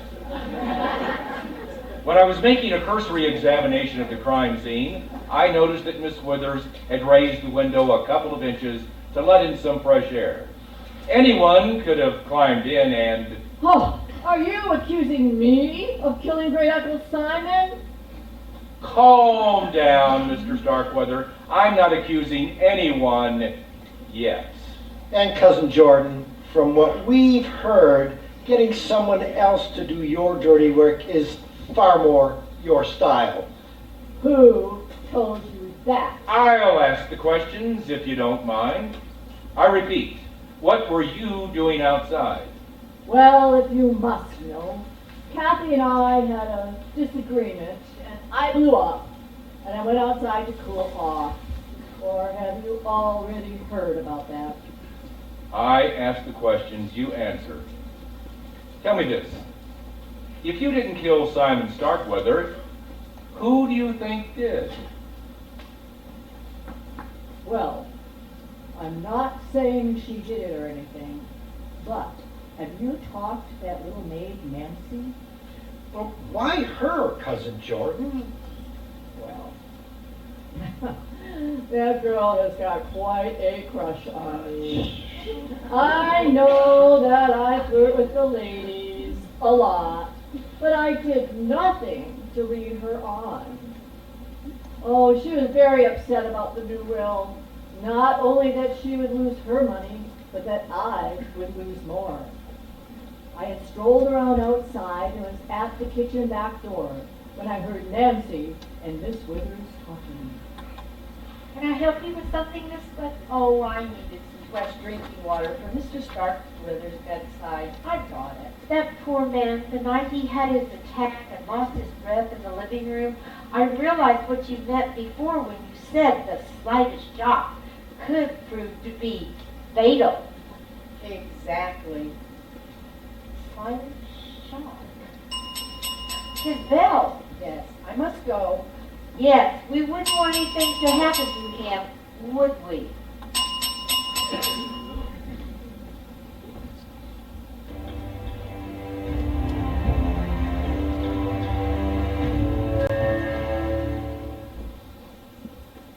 I was shocked when I heard that Mr. Starkweather had included me in the will. I didn't think he even knew who I was. Then you must have received two surprises. To hear you'd inherit $1 million, and then suddenly to discover it was being taken away. Well, 3 surprises, actually. Now, you could be rich again. Oh, Mr. Starkweather, I was thrilled when I was told that your grandfather had left me even $50,000. With that, I could go to college like you and get a good education. Well, now you can do actually anything you want to do, Nancy. What is it that you really want to do? I don't know. I haven't thought of myself much. Who has been on your mind, Nancy? Jordan Starkweather, perhaps. You're very fond of him, aren't you? Who told you that? Cousin Jordan himself, he actually implied that you might even be willing to kill for him. He what? How could he say such a thing? Oh, here. Oh, I'm so sorry to hurt you, Nancy, but now you see what kind of a person that Jordan Starkweather really is. All he is he's out for himself, and he will absolutely trample on anyone who gets in his way. I guess I knew that. Minerva tried to warn me. I even heard him propose to Miss Collins and she turned him down. Then later laughed about it when she told her friend, Miss Van Zandt. I was taking fresh towels to the guest rooms when I heard them talking. You think that Jordan is cold-hearted. That Miss Collins, she's just as bad as he is. Can you believe it? Those soulful gazes from Jordan. That might work on some young thing like that with Nancy. But he found out we're gonna, I'm no pushover. I would have loved to have seen that. It's about time Jordan met his match. I could tell Nancy about some of the maids who worked here before, but his Playboy days will be over soon enough. What do you mean? Well, up until now, Mr. Starkweather has given Jordan, as well as Fiona, Paula, and young Simon, a generous allowance. Once he passes on, those $50,000 bequests will be the last they see of the Starkweather fortune. They'll have to learn what it's like to work for a living. Well, Simon, he'll do fine. He's almost out of school. But what will the others do? They'll go through their $50,000 in no time flat. And then what kind of jobs can they get? Can you just see Paula behind the desk of a car rental company? No, and what about this? What about Jordan driving the cars off the lot for the customers? And look, Fiona, what about her? Oh, ding dong, Avon Polly.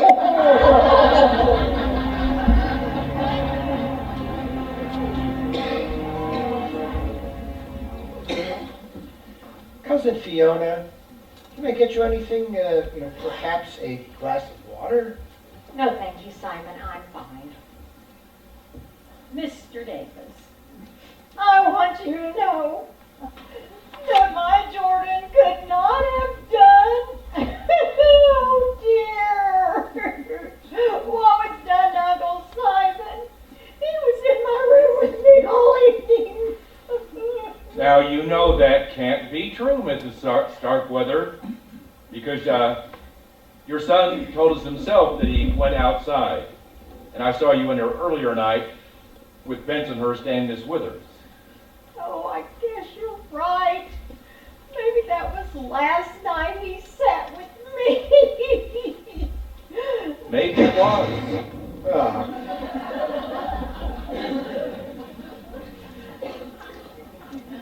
Now I know why Jessica Fletcher never believes the suspects on Murder, She Wrote. It's just so easy to get confused. Concentrate on tonight, Mrs. Starkweather. Do you recall seeing anything suspicious?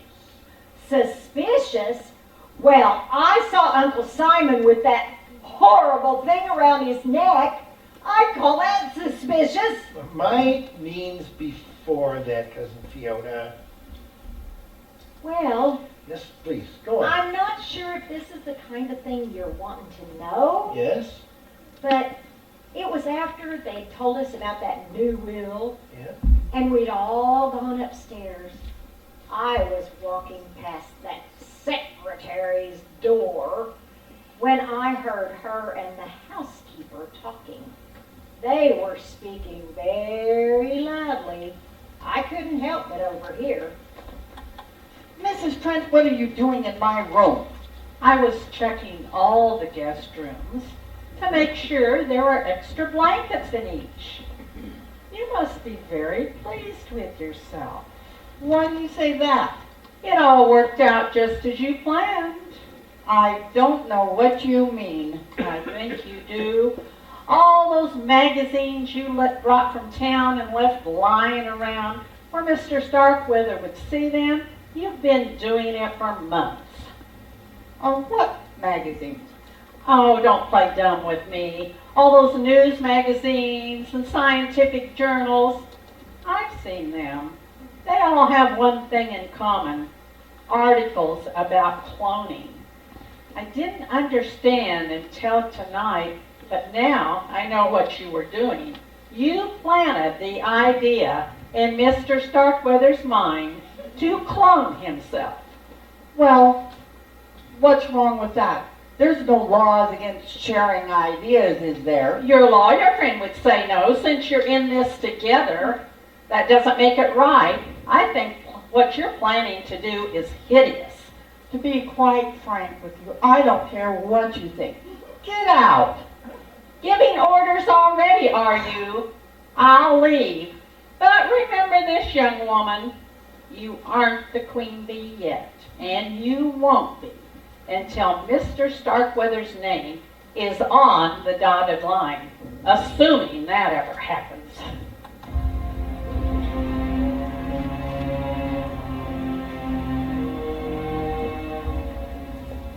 Kathy told me about Mrs. Trent's accusations that she engineered this cloning business, possibly with my help.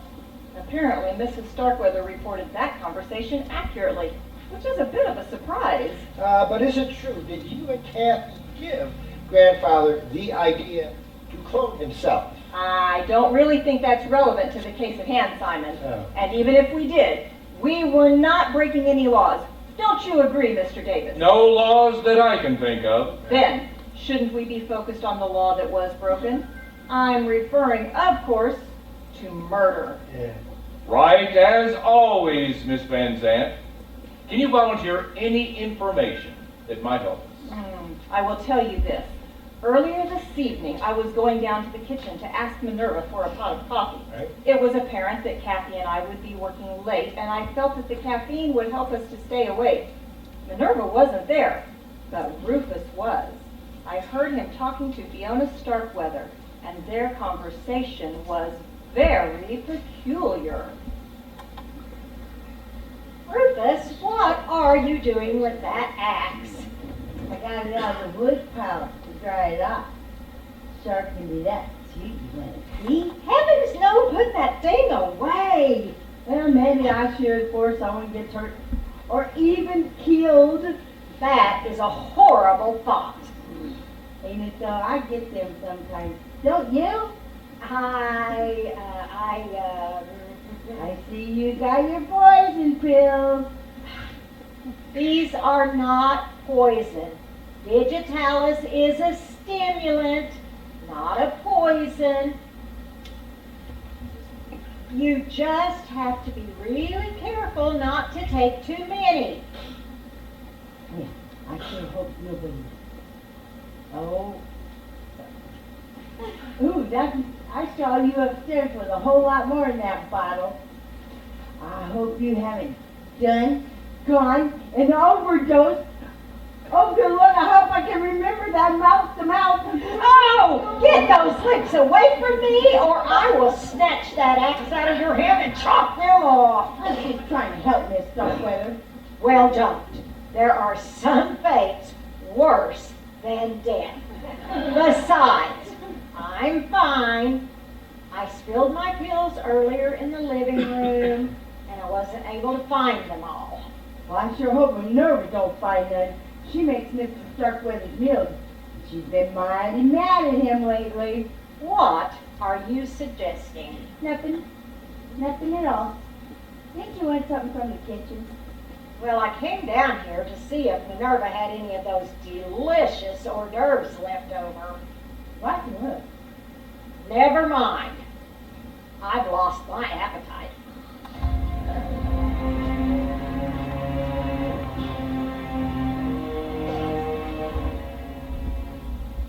Mr. Starkweather's meals, what do you want to know about? Well, who did he dine with?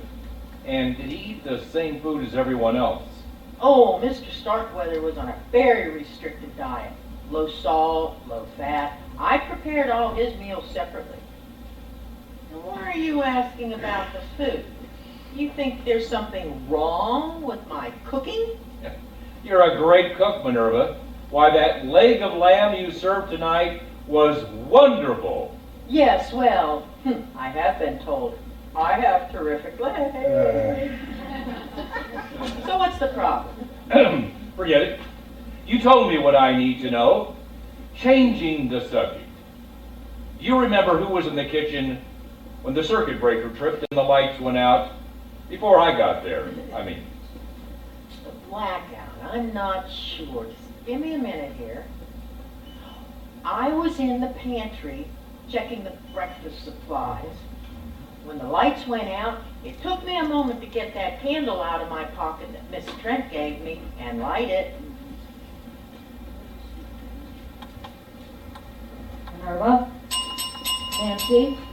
Is everyone all right? I'm here and I'm all right. I was in my room when everything went dark.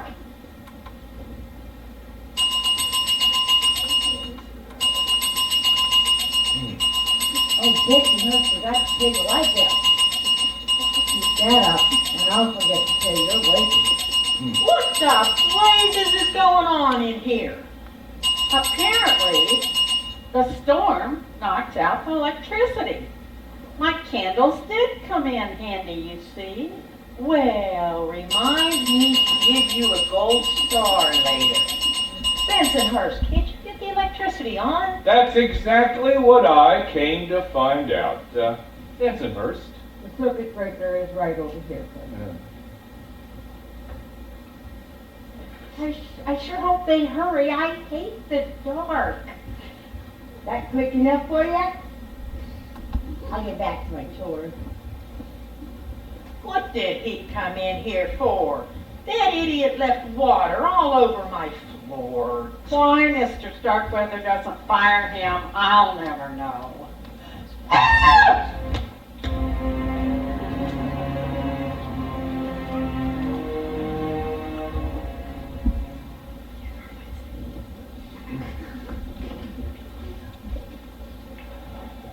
Hey, Mike, any luck? Yeah, it was there all right. It should be enough to pinpoint our murder, but I wish I had more. It could take weeks to get the results. If that will is probated and the killer gets his or her inheritance before then, they could disappear for good. You can get a new identity easily enough for $1 million or more. There must be some way I can nab that guilty party tonight. Yeah, I was hoping that these little interviews we were conducting here would yielded a little bit more. Me too. They were trying to make themselves look so guilty that they didn't reveal much about themselves. Sometimes the slight... Simon! What? Move your feet! There, on the rug! It's...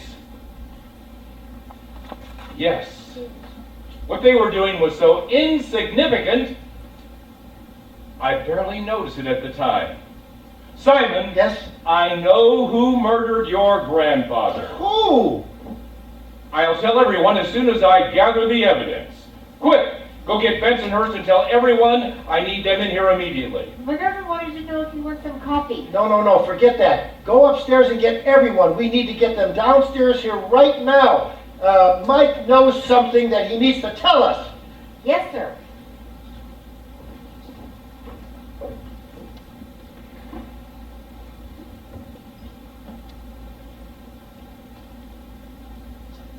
I don't think the police will mind if I use sandwich bags to gather the evidence.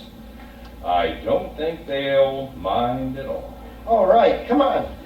Hurry up. What's going on You here? know, he's- What are we doing? It's the middle of the night. Mike said he I was got some trying to evidence. stop. What am I doing?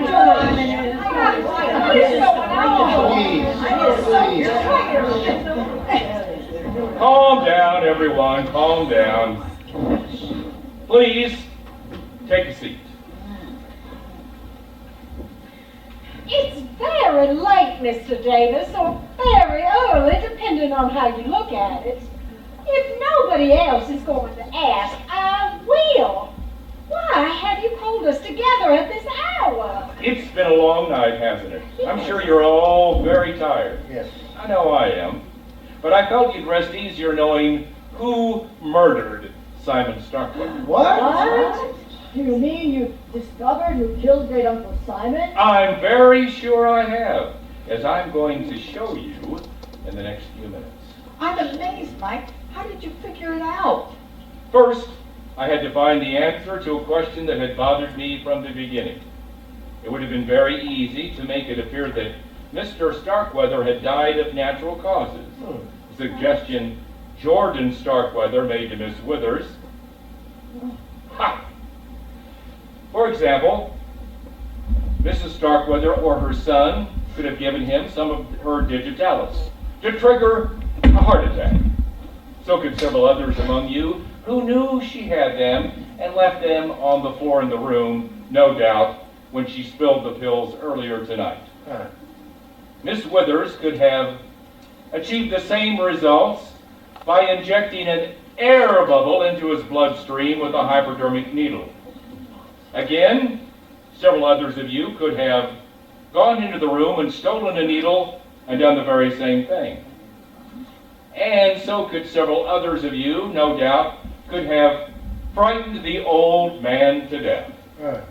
Minerva with her knife, Miss Thompson with her gun, Rufus with his axe, and Bensonhurst with his wrench. The possibilities are endless. So why then would the murderer choose to put a blood pressure cuff around the victim's neck and inflate it until he's strangled to death? The answer is so simple, I feel foolish for not realizing sooner what must have actually happened. One might ask what that is. Obviously, when the cuff was put on him, Mr. Starkweather was already dead. Am I right, Miss Van Zandt? Miss Van Zandt, you really are very clever, Mr. Davis. It must have been you.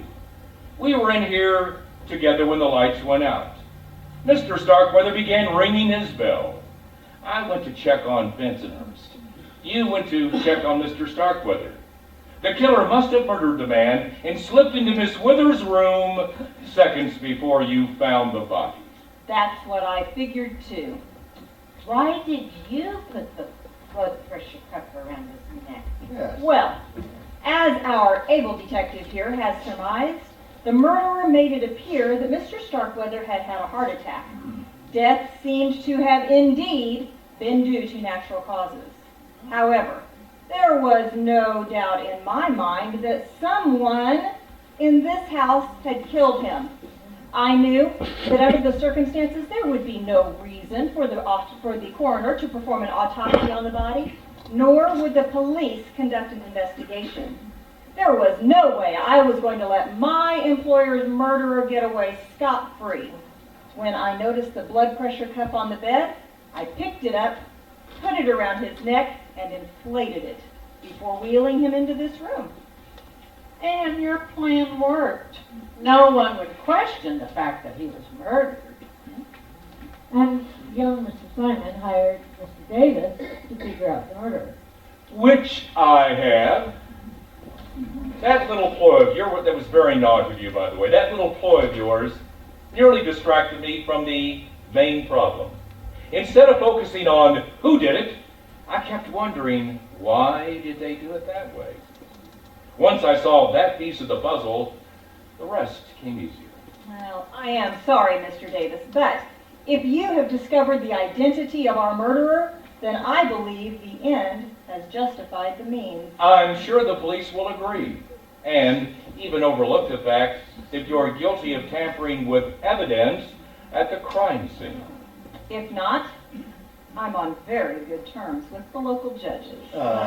Wait a minute. How do you know that Miss Van Zandt isn't the killer? Really? No motive. Oh, yeah. Well, don't keep us in suspense, Mike. Tell us who did kill Mr. Starkweather. I'll do better than that. I'll show you. Bear with me. Stay seated, everyone. I'm sure all of you still have the candles Mrs. Trent distributed earlier tonight to keep with you in case of a blackout. Take them out, please, and light them.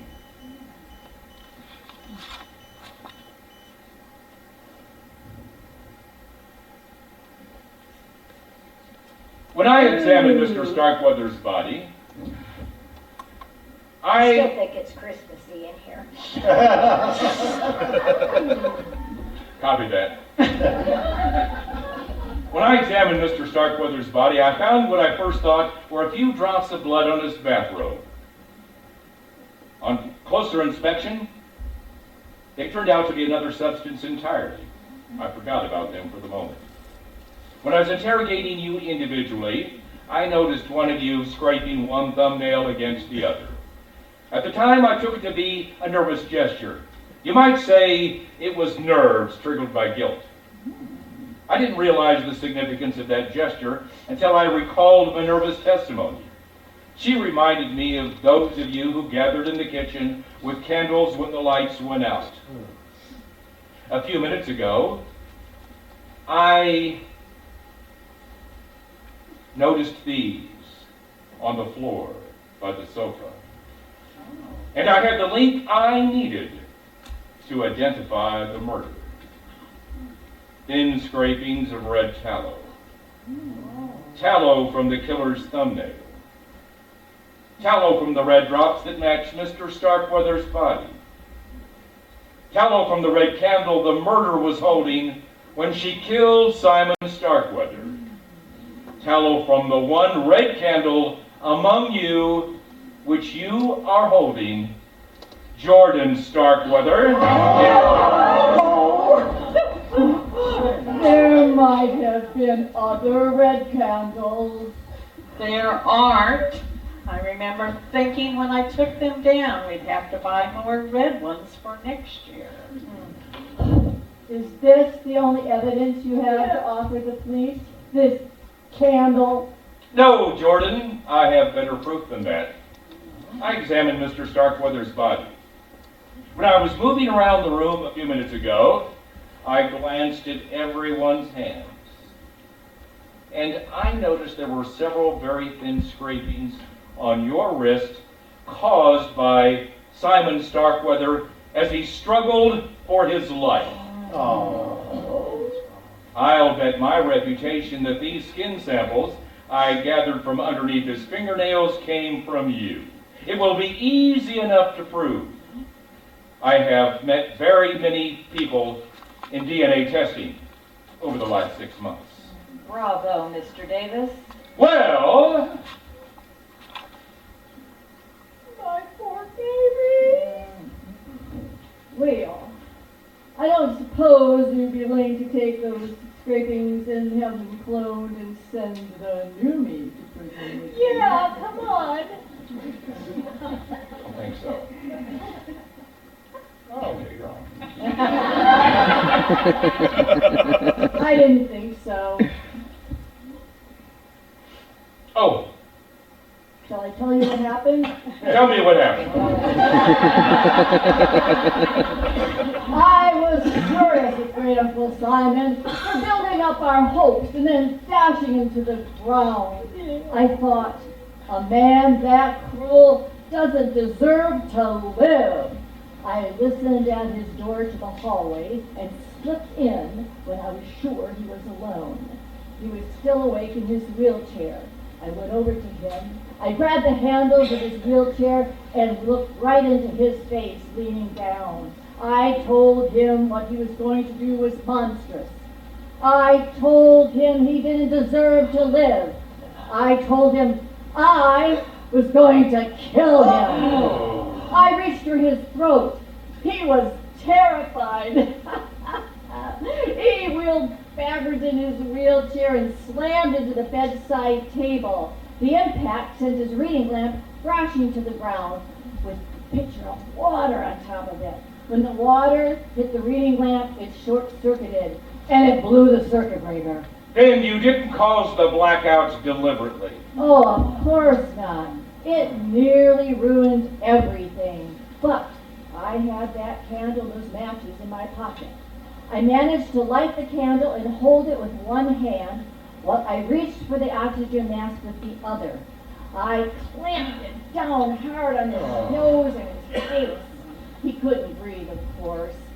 Oh, but he tried to manage as feebly to fight back with one hand while he rang that incessant bell with the other. Oh. Excuse me. My poor dear. Okay. But all I could manage to do was make a few scratches on my arm, which you noticed. That it made me spill a few drops of tallow on his robe. I don't know if he died of suffocation or a heart attack, but it was over in a few seconds. The old guy couldn't do much, but what he did was enough to pin his murder on me. And then? Oh, then I waited, I put the mask back on the chair, and then I blew the candle out and put it in my pocket. And I slipped to the connecting door to Miss Wither's room. Her back was to me. She had just managed to find her candle and light it. So I took a candlestick from the bureau and I struck her on the head. She fell to the ground and the candle went out. I suppose that is when you were busy making my apparent natural death into an apparent murder, Miss Van Zandt. Then I slipped into the hallway. A few moments later, I heard Kathy scream, and I joined the others as you all ran in here. Then you were as shocked as everyone else to find the blood pressure cuff around Mr. Starkweather's neck. Yes, of course. But what could I do? It was easy enough to see what Miss Van Zandt had pulled. I would have loved to have killed you too for interfering with my perfect plan. But I couldn't dare, of course. Until now! Now I have nothing to lose, do I? Nobody move! Easy! Don't do anything you might regret. Oh, it's a little too late for that advice, Mr. Davis. You, come here. You're coming with me. But where would we go? The bridge has been washed out. Oh, I know about that fallen tree Simon was talking about. Simon, throw your keys on the table. You'll never get away. Oh, I think I might. The bridge is still washed out and all your cars are on this side of the stream. It will take you hours to get to town and tell the police what has happened. I'll be long gone by then. But what about me? You! I would have committed the perfect murder if you hadn't interfered. What do you think I'm going to do with you? Not a thing, if I can do anything about it. Ah! Ah! Ah! Keep it up.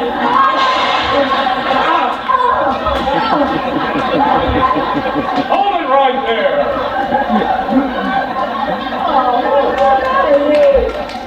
Lois, are you okay? I'm fine. By the way, that was the best risk audition of all time.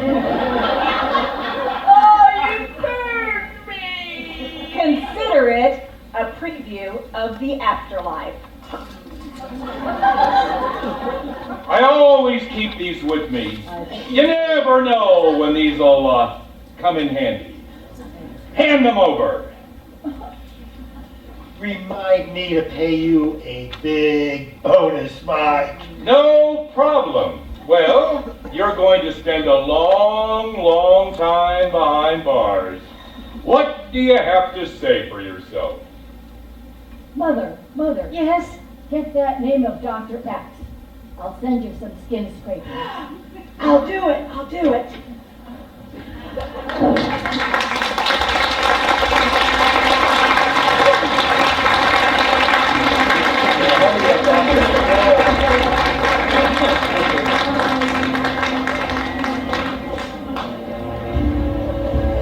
Let's bring out our cast one more time to recognize them for their outstanding performances.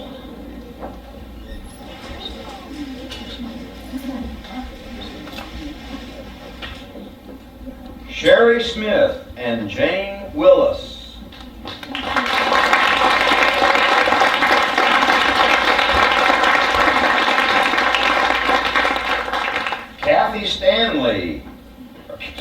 Karen Stanley and Kathy Patterson.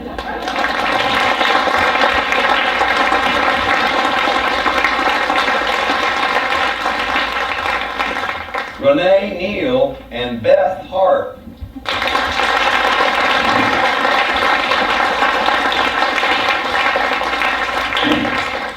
Janelle Riley and Deb Waterman.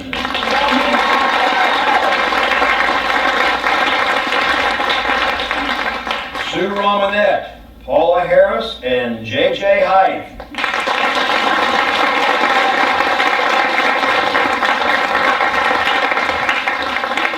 Cliff Trisbell and Craig Burford.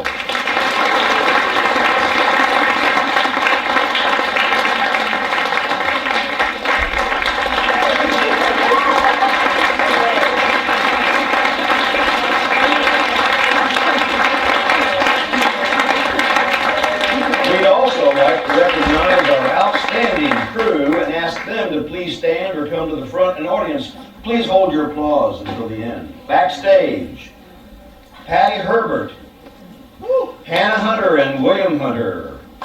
Costumes, Liz Stevenson. Makeup, Heather Andrews, Evie Andrews, Josie Hoffman, and Ann Hoffman. Lights and sound, Paul Romanette and Marvin Patterson. Front of the house, Barb Van Dusen, Sandy Schultz, Susie Taylor, Carolyn Burford, Rachel Biodrowski, and Keith Espinoza. Video, Rob Utter. Spotlight MC, Bob Van Dusen. Stage manager, Patty Ellison. Co-director, Kim Prisbel. And finally, our director, Don Herbert.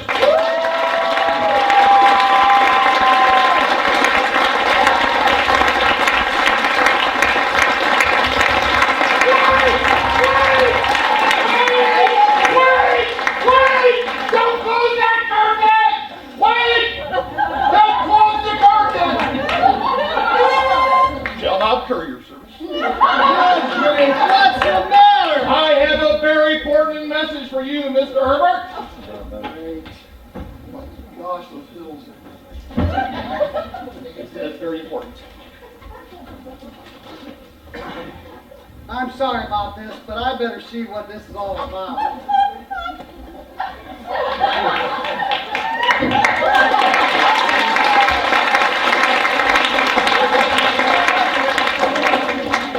I was kind of expecting a cow in that thing. Anyway, it's from Mr. St. John. He says he just came from a drug-induced coma, and when he awoke, a fantastic solution to the plague was crystal clear. Oh my, really? Yes, that's brilliant. Oh, this new ending is unbelievable. Better than any other possible conclusions he came up with before. Oh, you simply have to see it. It'll take a few minutes for me to go over it with the cast. But I'm sure they can handle it. Oh, I see some clues that need to go in the first act. So I guess we gotta do the whole play now.